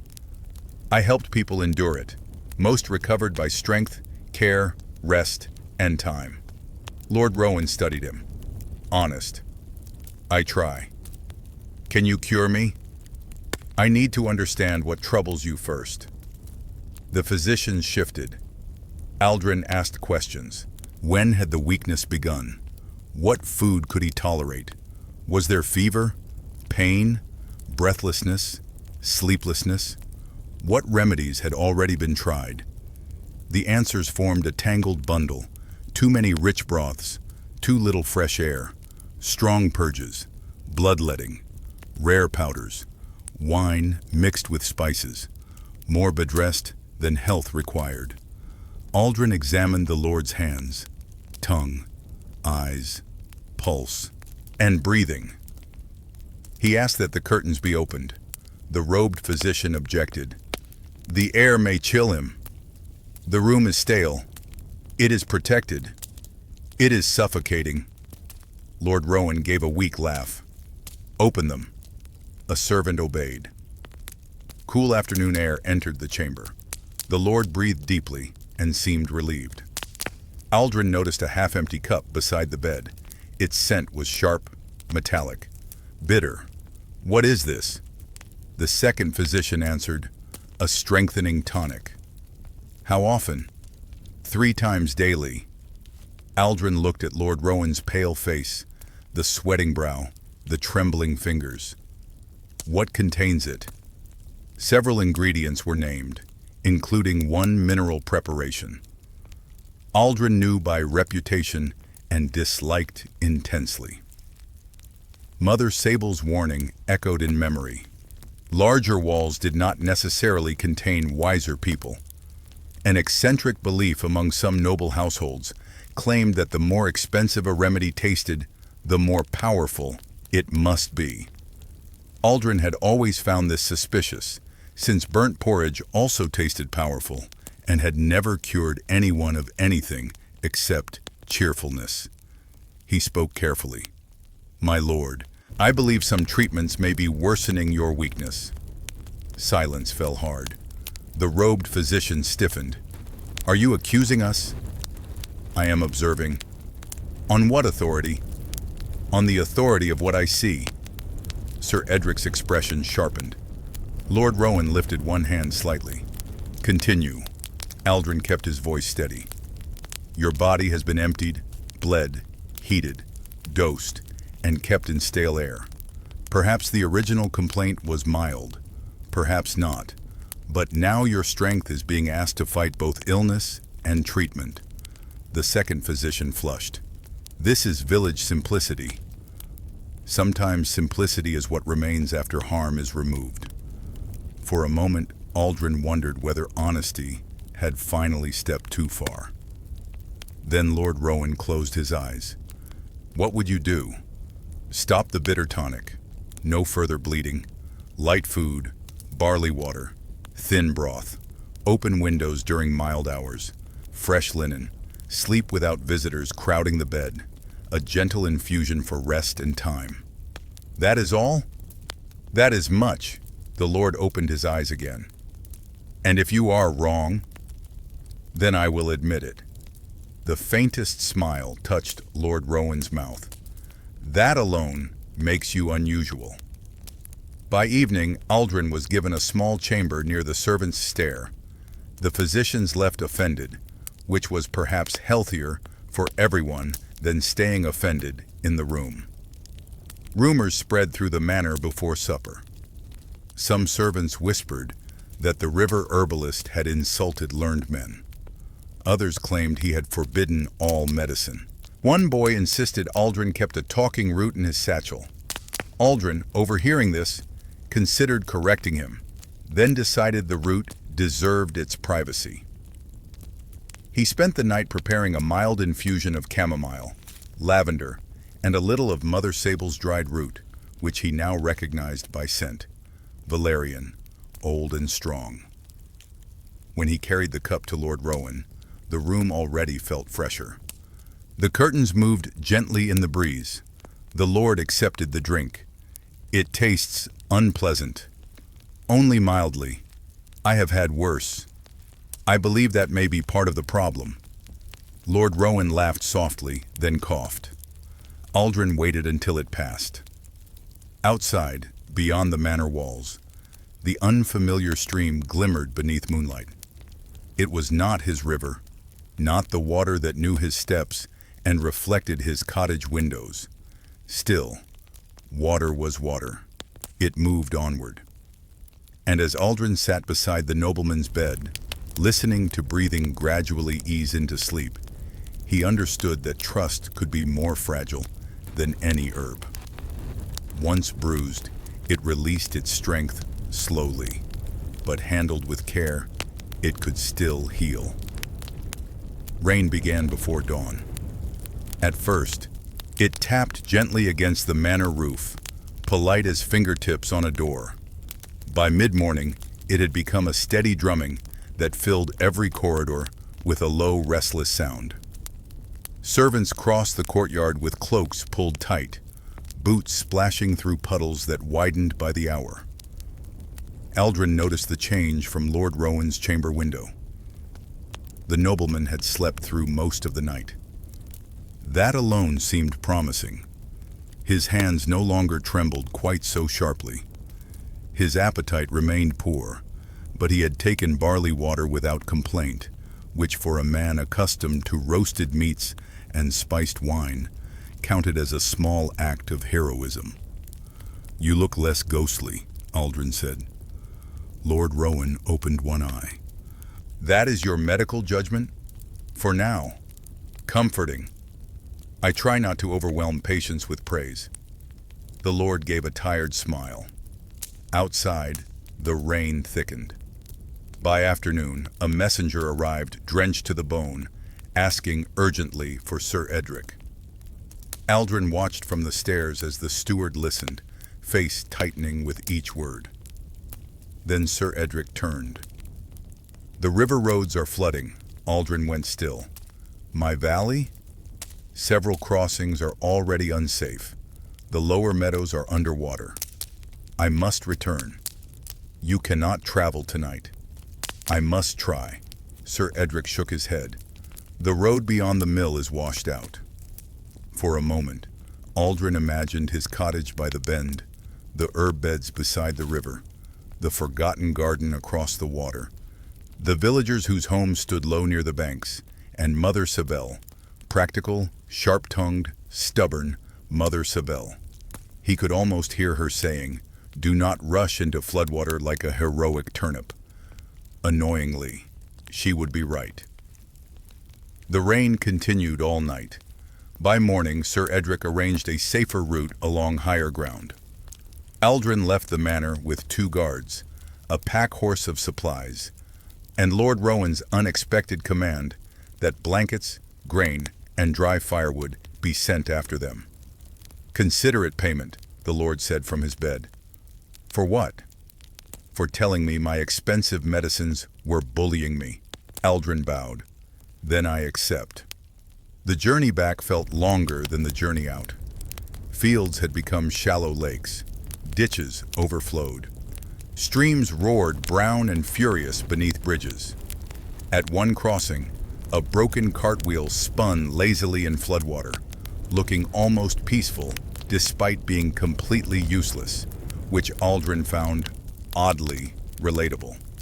When they finally reached the ridge above his valley near dusk, the sight stole his breath. The river had escaped its banks. The quiet silver ribbon he knew had become a broad, rushing body of brown water spreading through meadow and field. Fences leaned under tangled branches. Haystacks sat soaked and ruined. The wooden bridge downstream was still standing, but water hammered against its supports. His cottage remained above the worst of it. Barely. The lower herb beds were drowned. Aldrin dismounted before the horse had fully stopped, slipped in the mud, recovered his balance with no dignity whatsoever, and hurried down the slope. Villagers moved between cottages, carrying buckets, blankets, and children. Someone shouted his name, then another. Mother Sable stood near his garden fence, soaked cloak plastered to her shoulders. "You came back. You sound surprised. You rode in flood weather. Only on the parts that were not underwater." "Heroic turnip," she muttered. He almost laughed. Then he saw the herb beds, mint flattened beneath silt, chamomile torn away, yarrow buried. The neat work of many seasons lay bruised and muddy under river debris. For a few moments, grief rose in him sharper than expected, not for wealth, not for pride, for time. Plants remembered hands, seasons, patience, and water, careless in its strength, had rewritten much of it overnight. Mother Sable stood beside him. "Some roots will live. Some won't." No.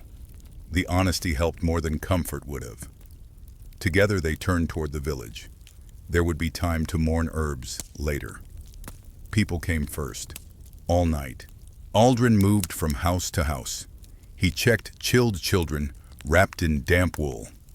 He treated a farmer's bruised shoulder after a rescue from a flooded shed. He washed mud from a shepherd's cut hand. He helped prepare warm broth with the chanterelles gathered days earlier, which now seemed less like a lucky find and more like the forest paying its debt. Brenner had been moved to higher ground. "My knees hate floods," the old man declared from beside a hearth. "Your knees hate clear skies." "True, but floods are wetter." An excellent diagnosis. An eccentric belief in the valley claimed that floodwater carried away bad luck if one threw a cracked cup into the current.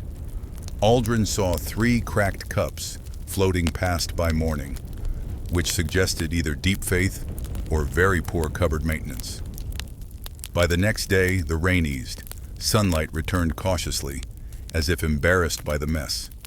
Villagers emerged to count losses. A collapsed fence, spoiled grain, 2 missing goats, later found standing on a hay cart, looking deeply satisfied with themselves. Aldrin walked to the riverbank.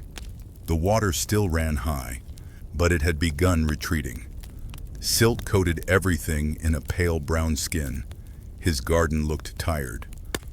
Across the river, the forgotten settlement lay partly submerged. Only the higher stones remained visible. Mother Sable joined him, carrying a spade. The old garden? Flooded. It has survived worse. Has it? Yes. She pointed with her staff toward the ruined hollow. That place emptied because people left, not because every plant died. Aldrin looked at the broken reeds, the mud, the torn roots scattered along the bank. The river had taken much. Yet already, birds searched the debris for insects.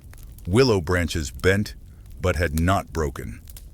Near his cottage wall, the patch of southern seedlings remained just above the floodline, trembling in wet soil, but alive. Aldrin crouched and touched one tiny leaf. Stubborn little things, Mother Sable grunted. They'll do. Over the following days, recovery began not grandly, but in small, muddy acts. People shoveled silt from doorways. Children gathered floating firewood.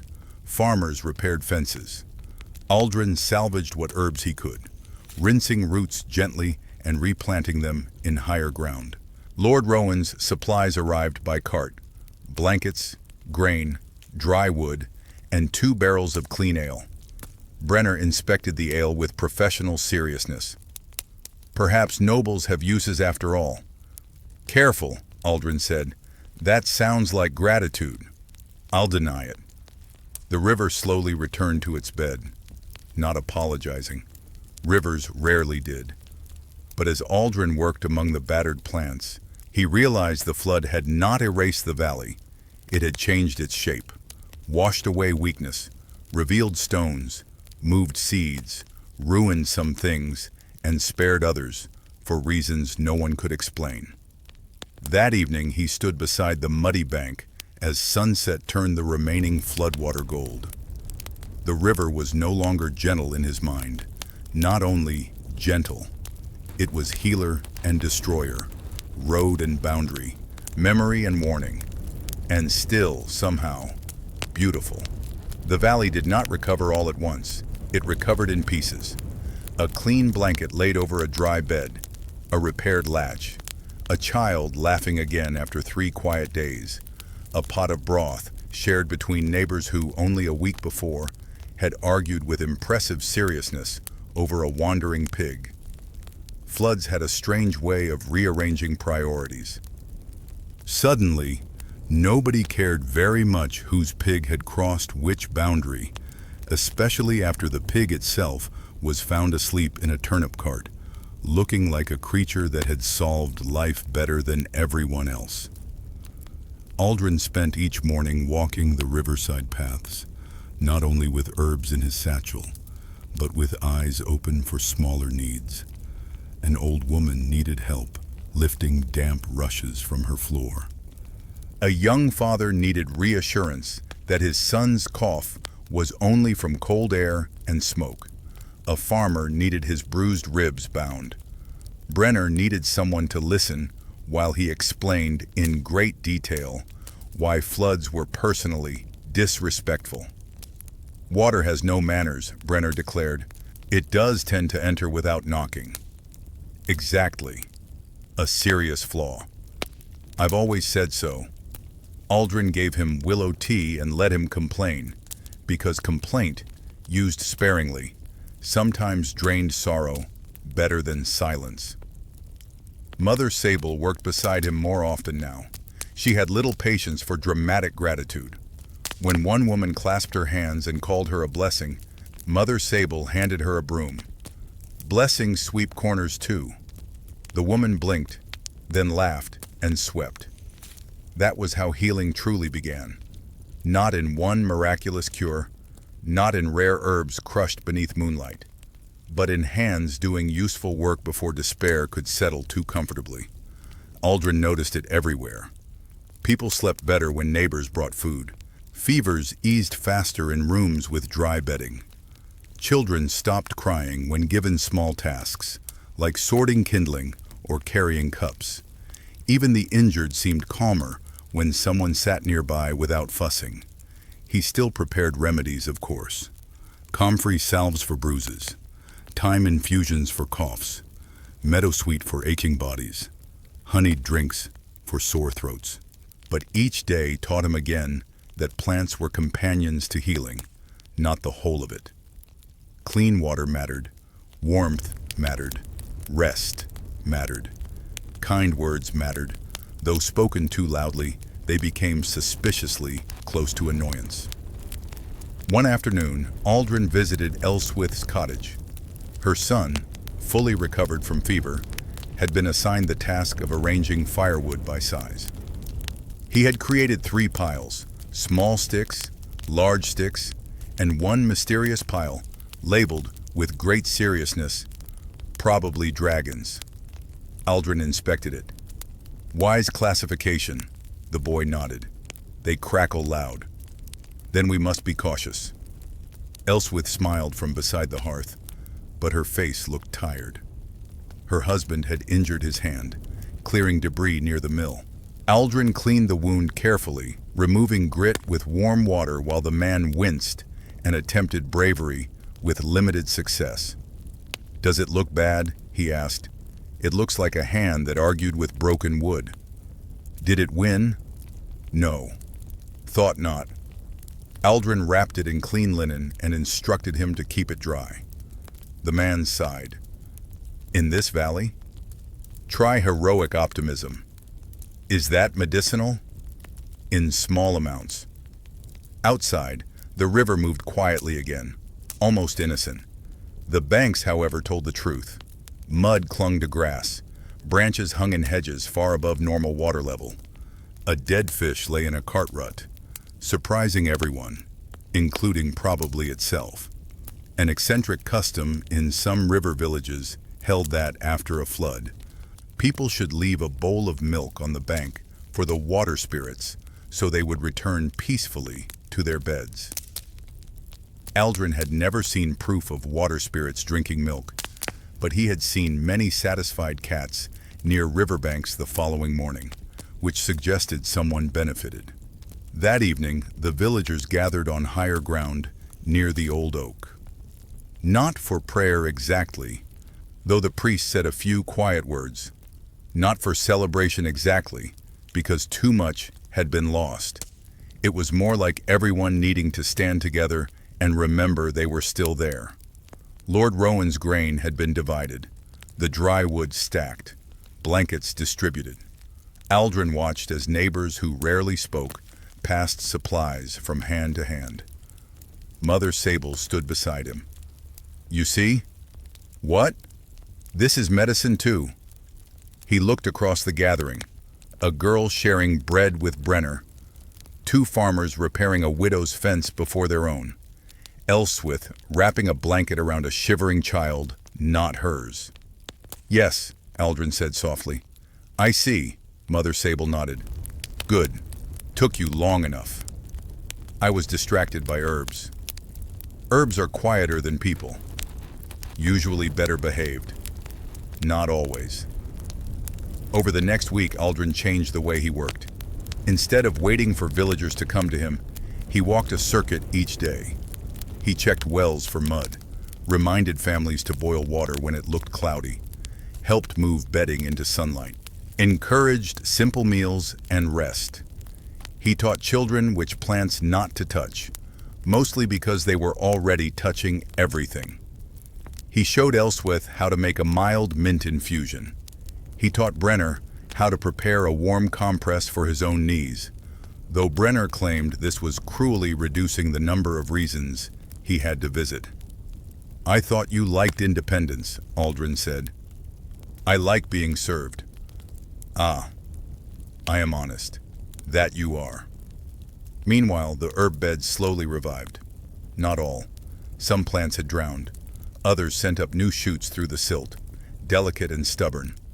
The southern seedlings survived, and their second leaves finally appeared. Mother Sable examined them. "Now you may celebrate." Aldrin smiled. "How?" "Quietly. Don't frighten them. so he celebrated by watering them gently and saying nothing at all. By sunset, he crossed to the forgotten garden. The flood had left mud across the hollow, but many old plants endured. Feverfew bent low, then lifted. Rue darkened, but lived. The carved heron stone stood half-cleaned by rain, its old mark visible beneath streaks of soil. Aldrin knelt and cleared debris from around the batoni. For the first time since the flood, he felt no sharp grief, only weariness, and beneath it, gratitude. The valley had not been cured. It had been tended. There was a difference. A cure ended a problem. Tending stayed after the problem changed shape. As twilight deepened, villagers' voices drifted across the river, low and peaceful. Someone laughed. Someone sang badly. Someone told the singer exactly that, which improved the evening considerably. Aldrin stood with mud on his boots, scratches on his hands, and hope settling quietly in his chest. Healing, he understood, was not always found in the strongest root or rarest flower. Sometimes it was a broom, a blanket, a shared loaf, a clean cup of water. Or an old woman telling you firmly to stop looking tragic and pick up a spade. And honestly, she was usually right. Several weeks after the flood, when the valley had stopped smelling quite so much like wet wool and wounded earth, Aldrin noticed something curious near the northern bend of the river. Not a person, not an animal, a plant, which to him was often just as interesting and considerably less likely to ask for ale. He had been walking his usual circuit, checking on cottages and wells, when a flash of pale blue caught his eye beyond a stand of reeds. At first, he thought it was a scrap of cloth snagged on a thorn. Floodwater had carried all manner of strange gifts through the valley. Broken buckets, fence rails, one lonely shoe, and a wooden spoon that Brenner insisted had a suspicious past. But the blue did not move like cloth. It swayed. Aldrin pushed through the reeds carefully and found a cluster of flowers growing along the base of a crumbled stone wall. Not wild flax, not borage. He crouched closer. The leaves were narrow, the stems delicate, the flowers small and star-shaped. He recognized them only after a moment. Viper's bugloss, useful in modest ways, especially in soothing preparations, though more famous in old tales than in reliable medicine. "What are you doing here?" he murmured. Plants did not answer questions directly. They preferred hints. Behind the flowers, half hidden beneath ivy and flood-bent grass, rose the remains of an old chapel. Aldrin had known of it, of course. Everyone knew the chapel existed in the vague way people knew there were stones somewhere beyond a field. It had been abandoned since before his childhood, its roof long gone, its little bell vanished, its doorway partly swallowed by elder and hawthorn. But the flood had cleared much of the growth around it. Where brambles once formed a wall, there was now open ground, muddy, tangled, inviting, which was exactly the sort of invitation sensible people declined. Aldrin stepped inside.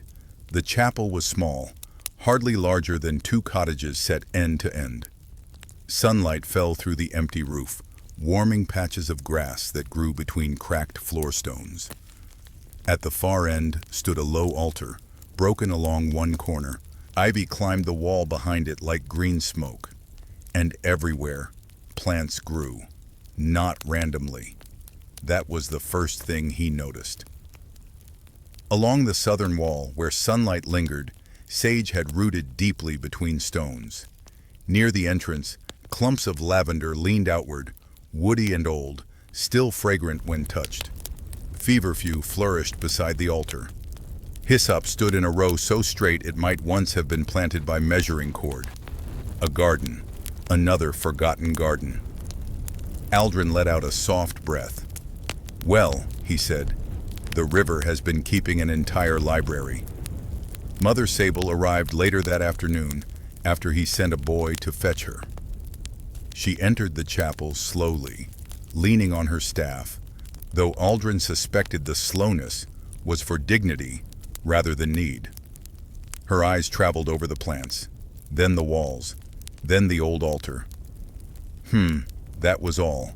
From Mother Sable, could mean anything from mild approval to deep spiritual revelation, so Aldrin waited.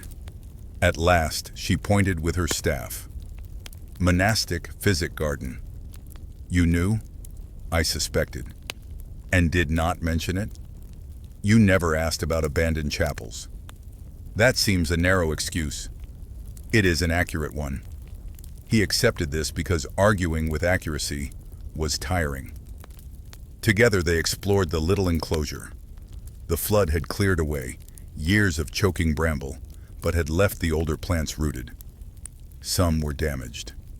Others looked almost relieved, as though they had been waiting for light. Mother Sable knelt beside a patch of dark green leaves. "Cost Mary." Aldrin touched one gently and smelled it. Sharp, warm, balsamic. Used for headaches. And in ale, if one had standards. "Do we?" "Rarely."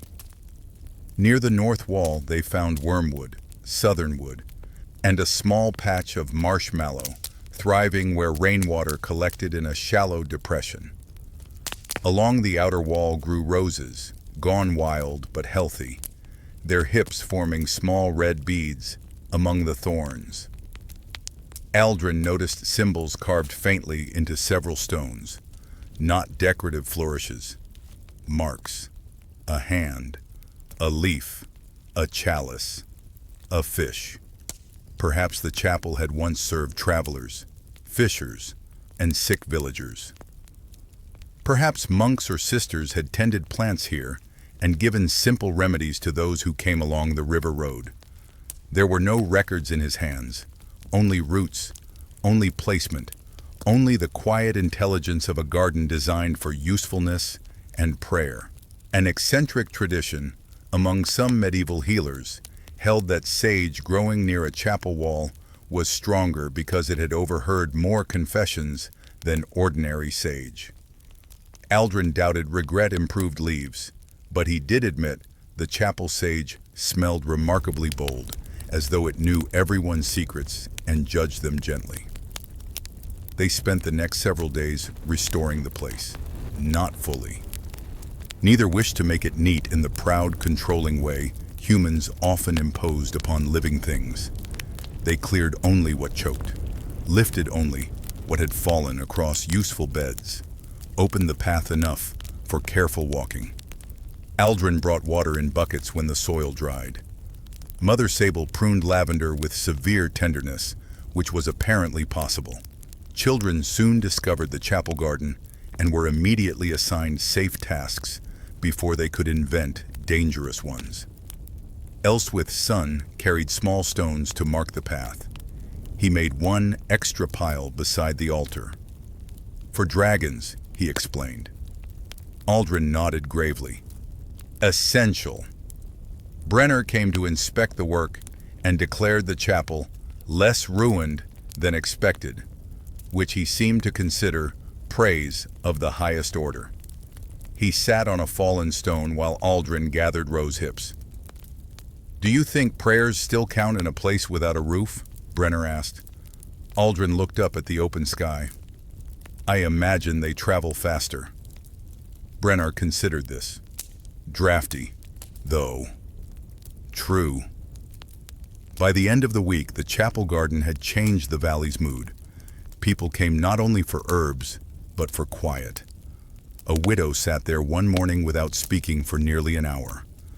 A young shepherd left a carved whistle on the altar stone as thanks for his recovered brother. Elswith tied a strip of blue thread around a rose branch, not as superstition exactly, but as memory. Aldrin did not stop her. Some gestures healed places inside people that no salve could reach. The plants, meanwhile, offered real gifts: sage for cleansing smoke and sore throats, lavender for rest, hyssop for coughs, marshmallow, root for soothing preparations, rose, hips for strengthening winter drinks, costmary for headaches and stubborn moods. Though Mother Sable claimed no herb truly cured stubbornness. "Not even yours?" Aldrin asked. "Mine is not an illness." "Of course. It is structure. A sturdy one," she almost smiled. One evening, after the others had gone, Aldrin stood alone in the roofless chapel. The setting sun slanted through the empty windows, turning dust and pollen into gold. The river murmured beyond the wall, lower now, calmer, as though pretending it had not recently invaded everyone's lives. The chapel garden felt different from the Heron settlement. The settlement remembered households. The chapel remembered care offered to strangers. Both had endured neglect. Both had waited. Aldrin brushed his fingers over the old sage leaves and thought of hands that had planted them long before his own. He would never know those names, but he could continue their work. That, perhaps, was enough. Outside, the river moved steadily past the chapel stones, carrying reflections of rose thorns, lavender stems, and a man standing quietly among old remedies newly found. And in the soft evening air, the valley felt not restored exactly, but connected again, root to root, hand to hand, memory to living breath. Summer leaned gently toward autumn. The mornings arrived cooler now, dressing the meadows in silver dew that lingered long after sunrise. The river flowed clear once more, no longer swollen with floodwater, but carrying the quiet confidence of a season that had weathered its troubles. The valley had settled into a new rhythm, not the same rhythm as before, a wiser one. The forgotten settlement across the river flourished under careful stewardship. The chapel garden welcomed anyone seeking herbs, silence, or simply a place where worries seemed a little smaller beneath the open sky. And Aldrin found himself busier than ever. Curiously, much of that work involved teaching rather than treating. Elswith could now prepare several simple infusions without assistance. Young shepherds recognized the difference between harmless daisies and feverfew. Even Brenner, after considerable theatrical complaining, had become surprisingly competent at making warm compresses. "I still dislike doing it myself," the old man admitted. "I know, but I can. I know. I wanted you to appreciate my sacrifice. I appreciate your determination." "It isn't determination. No, it's laziness wearing respectable clothes," Aldrin laughed. "I appreciate that too." One afternoon, as they sorted dried lavender outside the cottage, a rider appeared along the riverside path. Not Sir Edric, a younger messenger. His horse looked less tired than its rider. The young man dismounted, bowed politely, and handed Aldrin a sealed letter bearing the silver falcon, Lord Rowan's crest. Aldrin broke the wax carefully. The message was brief. The Lord had recovered steadily. His strength had returned enough that he walked his orchards each morning. He thanked Aldrin once again for his honesty. Then came the unexpected part. Lord Rowan invited him to leave the valley permanently and become the manor's resident healer. The position promised comfortable lodging, reliable supplies, a generous income, access to extensive gardens, respect, security.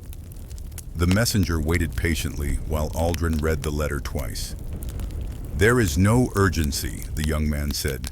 "My lord requests only your answer within a fortnight." "I understand." After offering the messenger bread, cheese, and directions to the best ford beyond the western hill, Aldrin watched him disappear down the road. The letter remained in his hands. He folded it slowly. Mother Sable arrived before sunset. She needed no explanation. "You've been invited. How did you know?" "You have the face of someone thinking too loudly." He handed her the letter. She read it in silence. Again, that wonderfully mysterious sound. A generous offer, Aldrin said. Yes, I could help many people there. You could. They have resources we never will. They do. I might learn things. You might. Aldrin sighed. You are being remarkably unhelpful. You haven't asked a question. He looked at her. What would you do? Mother Sable folded the letter carefully before returning it. I am not you. I know. So my answer would solve my life. And not mine. Exactly. She turned toward the river. The wrong person cannot make the right choice for someone else. The conversation ended there, which somehow made it much larger. Over the next several days, Aldrin found himself noticing the valley differently, not because it had changed, because he had. Every familiar path seemed quietly to ask whether it would remain familiar. He walked to the forgotten settlement. The old garden glowed with late summer flowers. Bees drifted lazily among the blossoms. The carved heron watched patiently from its weathered stone. He crossed to the chapel garden. Children watered the lavender without being asked. Elswith harvested rose hips while humming softly. Brenner sat beneath the broken archway, telling entirely exaggerated stories about fish that had supposedly grown larger simply because they enjoyed listening to his opinions. No one believed him. Everyone enjoyed hearing him anyway. That evening, Aldrin opened the wooden box containing the little carved heron. He turned it over in his hands. Once, it had been a mystery. Now it had become something else, a reminder. Knowledge survived because someone stayed long enough to pass it onward, not because it traveled far, though sometimes it did. An eccentric countryside saying claimed that certain old trees refused to grow straight because they were always leaning closer to hear interesting conversations. Aldrin suspected the trees simply followed the sunlight, but he had certainly known people who bent themselves toward wisdom whenever they found it. 3 days later, Sir Edric himself arrived unexpectedly. Lord Rowan Stewart accepted a cup of mint tea before speaking. My lord wished me to answer any questions. I have only one. Sir Edric smiled faintly. I suspected. If I refuse, my lord will understand. And if I accept, you will be welcomed. Aldrin nodded thoughtfully. Sir Edric studied the herb garden. You've built something remarkable here. I didn't build it alone. No. The steward watched villagers crossing the bridge carrying baskets toward the chapel. I can see that. For a long while, neither man spoke. Finally, Sir Edric asked quietly, Have you decided? Aldrin looked across the river. Mother Sibel was visible in the distance, directing 2 children who were attempting to pull weeds. Or perhaps weeds were attempting to pull children. From that distance, certainty proved difficult. Beyond her stood the forgotten settlement. Further downstream rose the roofless chapel. Beyond both flowed the river that had shaped every season of his life. I believe I have. Sir Edric waited. Aldrin smiled gently. My place is here. The steward nodded once. I thought you might say that. You aren't disappointed? My lord hoped. He stood. But he also respects people who know where they belong. Aldrin walked with him to the road. Before mounting his horse, Sir Edric reached into a saddlebag. A gift. Inside rested several carefully wrapped packets of seeds gathered from the manor gardens. Medicinal herbs, some familiar, some entirely new. My lord said you would probably prefer these to silver. Aldrin laughed softly. He knows me better than I expected. He does now. They clasped forearms in farewell. Then Sir Edric rode away beneath the warm afternoon sun. Aldrin remained beside the road until horse and rider disappeared beyond the hill. When he returned home, Mother Sable was waiting. You stayed. Yes. She looked almost satisfied. Almost. What changed your mind? She asked. Aldrin glanced toward the river. Nothing. She raised an eyebrow. Everything I need was already here. Mother Sable nodded. Good. You knew that before I did, didn't you? I suspected. Now it was his turn. She laughed. A rare, warm laugh that seemed to surprise even her. Together they planted Lord Rowan's gifted seeds beside the earlier southern herbs. Old knowledge beside new. Faraway gardens beside local soil. The evening light settled softly across the valley. Children's voices drifted from the chapel. Bees returned lazily to their hives. The river reflected the sky with quiet certainty. Aldrin pressed the last seed gently into the earth. Some journeys, he realized, were meant to lead a person away from home. Others existed only to teach them why home mattered. This one had done exactly that. Autumn arrived like a slow exhale. The valley shifted into gold and copper tones, as though the land itself had decided to rest its green clothing for a while and wear something softer. Leaves gathered along the riverbanks in drifting layers, and the air carried that crisp edge that made every morning feel a little more awake than necessary. Aldrin noticed the change first in the herbs. Some plants slowed their growth, others deepened their scent, and a few, like the stubborn southern seedlings and the chapel lavender, seemed entirely unconcerned with the idea of seasons at all. Mother Sable called them the disrespectful ones. The villagers called them useful. Brenner called them annoying proof that plants have opinions. One morning, Aldrin walked the chapel garden alone, not because anything was wrong, but because nothing was urgently wrong, and that, in his experience, was the perfect time to notice what usually went unseen. The chapel stood quiet beneath pale sunlight. The roofless walls framed the sky like an open hand. Lavender leaned against stone. Sage thickened near the altar. Rose hips glowed like small red lanterns along thorny branches, and the river beyond it all moved with steady patience, reflecting a sky that looked almost too wide for the valley to contain. Aldrin knelt beside the costmary patch. The leaves were stronger now, fuller, healthier than when he first found them. He pinched one gently and rolled it between his fingers. The scent rose sharp and clean. He closed his eyes for a moment. There was a time, not so long ago, when he measured success by whether someone stopped coughing or whether fever broke by morning. Those measures still mattered. They always would. But something had shifted in him over the past seasons. Now he also measured healing in quieter ways. In whether a frightened child slept through the night. In whether neighbors spoke to each other again after weeks of silence. In whether a garden survived what it was not supposed to survive. Behind him, footsteps approached. Mother Sable. "You're thinking again," she said. "I seem to do that here."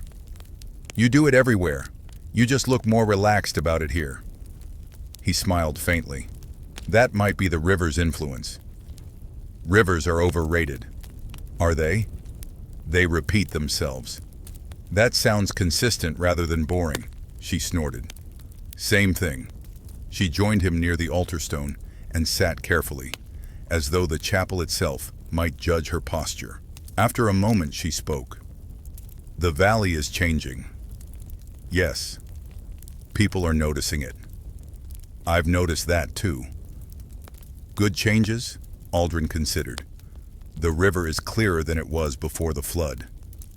"Because it was forced to move." "The chapel garden is thriving." "Because it was uncovered."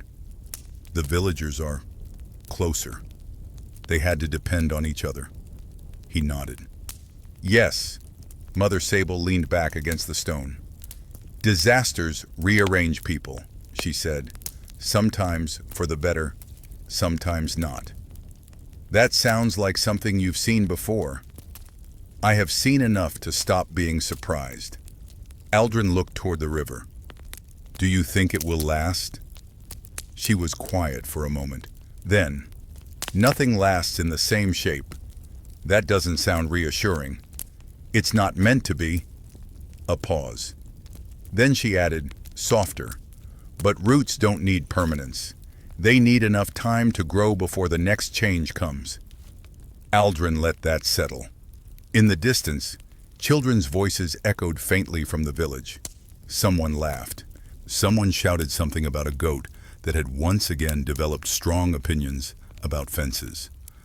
The ordinary world continued.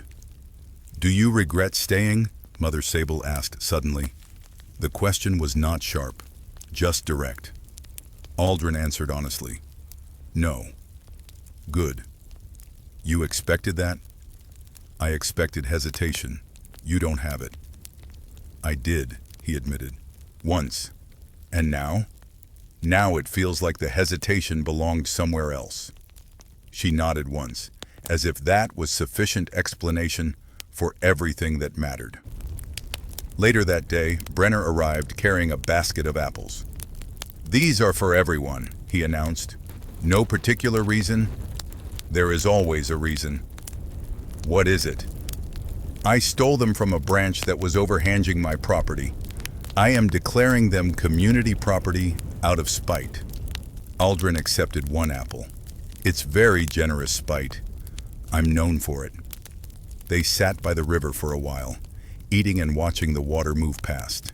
Brenner squinted at the current. It's lower now. Yes. Does that mean it's finished changing things? No. Good, Brenner said. Boring rivers are suspicious. That's an unusual philosophy. It's a survival instinct. By mid-autumn, preparations for colder months began. Drying herbs filled every available beam in Aldrin's cottage. Bundles of sage, thyme, and mint hung like quiet green lanterns. The chapel stored jars of preserved roots and dried flowers. Children collected extra wood without being asked, which Mother Sable insisted was a sign of temporary good behavior, not character improvement. One afternoon, Aldrin returned to the forgotten settlement across the river. The ground was firmer now, reclaimed. The flood had reshaped its edges, but not erased it. He walked slowly among the stones. Some plants had died. Others had returned stronger than before. Feverfew stood bright again. Betony had spread slightly beyond its original boundary, as though refusing to accept limits set by neglect. He paused near the carved heronstone. It was cleaner now, washed by rain and time. The carving stood clearer than ever against the surface. Aldrin placed a hand on it gently. Still here, he said. Behind him, a voice replied, Of course it is. Mother Sable approached, leaning on her staff. Did you expect it to vanish? No. Good. You're learning less dramatic thinking. I'm not sure that's what I'm doing. It is. They walked together along the hollow. Aldrin spoke quietly. I used to think healing meant fixing what was broken. And now? Now I think it means keeping things from forgetting how to grow again. Mother Sable grunted. That's less poetic. Yes. Better. They stopped near the edge of the hollow where the river could be seen through the trees. The water moved calmly now. Not gentle, not violent, just steady. You've built something here, Mother Sable said. I didn't build it alone, she nodded. That's the only reason it stands. Aldrin looked across the river once more. The chapel, the garden, the village, the paths between them. All of it connected by water that remembered everything, even when people forgot. The wind shifted, carrying the scent of drying herbs and late-season earth. Aldrin exhaled slowly. I think I understand it now. Understand what? The river. Mother Sable raised an eyebrow. Careful. That's how people start writing poems. He smiled. Not the river itself. He gestured toward everything. How it carries things forward, without asking permission. She considered that, then simply, yes. They stood together in silence as the afternoon light softened, and for the first time, Aldrin felt not like someone tending a valley, but like someone finally standing in rhythm with it. Winter arrived quietly, as if it had been waiting just beyond the hills, and finally decided there was no need to announce itself. The first frost came overnight. In the morning, the valley wore a thin layer of white that softened every edge. The river moved more slowly now, not frozen, but thoughtful, carrying bits of ice along its surface, like fragile memories. It refused to drop. Aldrin stood at his door for a long moment, watching his breath turn to mist. The herb beds were resting. The chapel garden was sleeping beneath a light frost.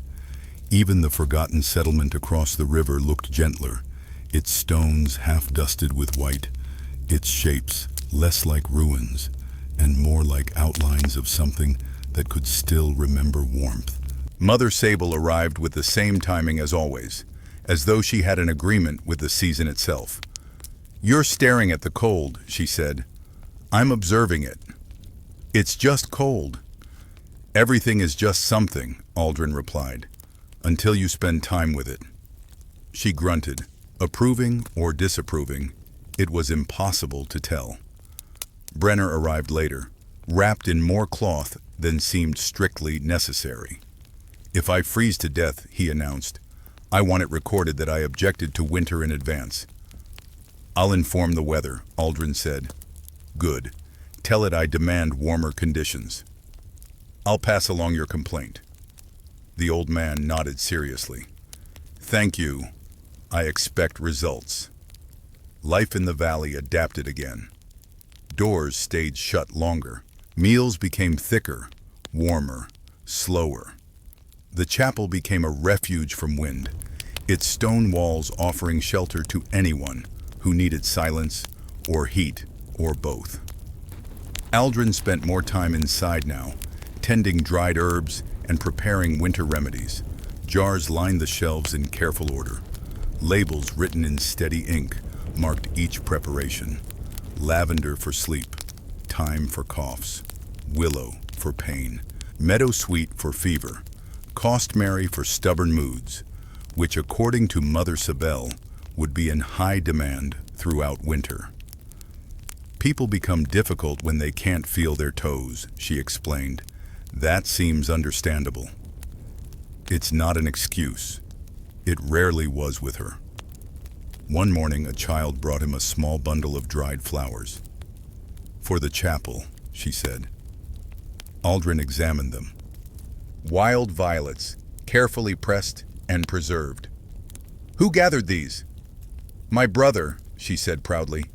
"He says they grew where the snow melts first." Aldrin nodded. "That's a good place for violets. Are they useful?" "Yes," he said softly. "And they are also patient." The child smiled, satisfied by this answer, and ran off into the cold air. Later that day, Aldrin walked alone to the river. Ice had formed along the edges, thin and cracking, gently as the current pushed beneath it. The sound was delicate, like glass, thinking about breaking, but deciding against it. The forgotten settlement stood quiet beyond the water. Snow rested on the carved heron stone. Aldrin crossed carefully, where stepping stones still showed above the flow. He reached the hollow and stood among the sleeping herbs. Everything was still, not dead, resting. There was a difference he now understood deeply. He knelt beside the feverfew.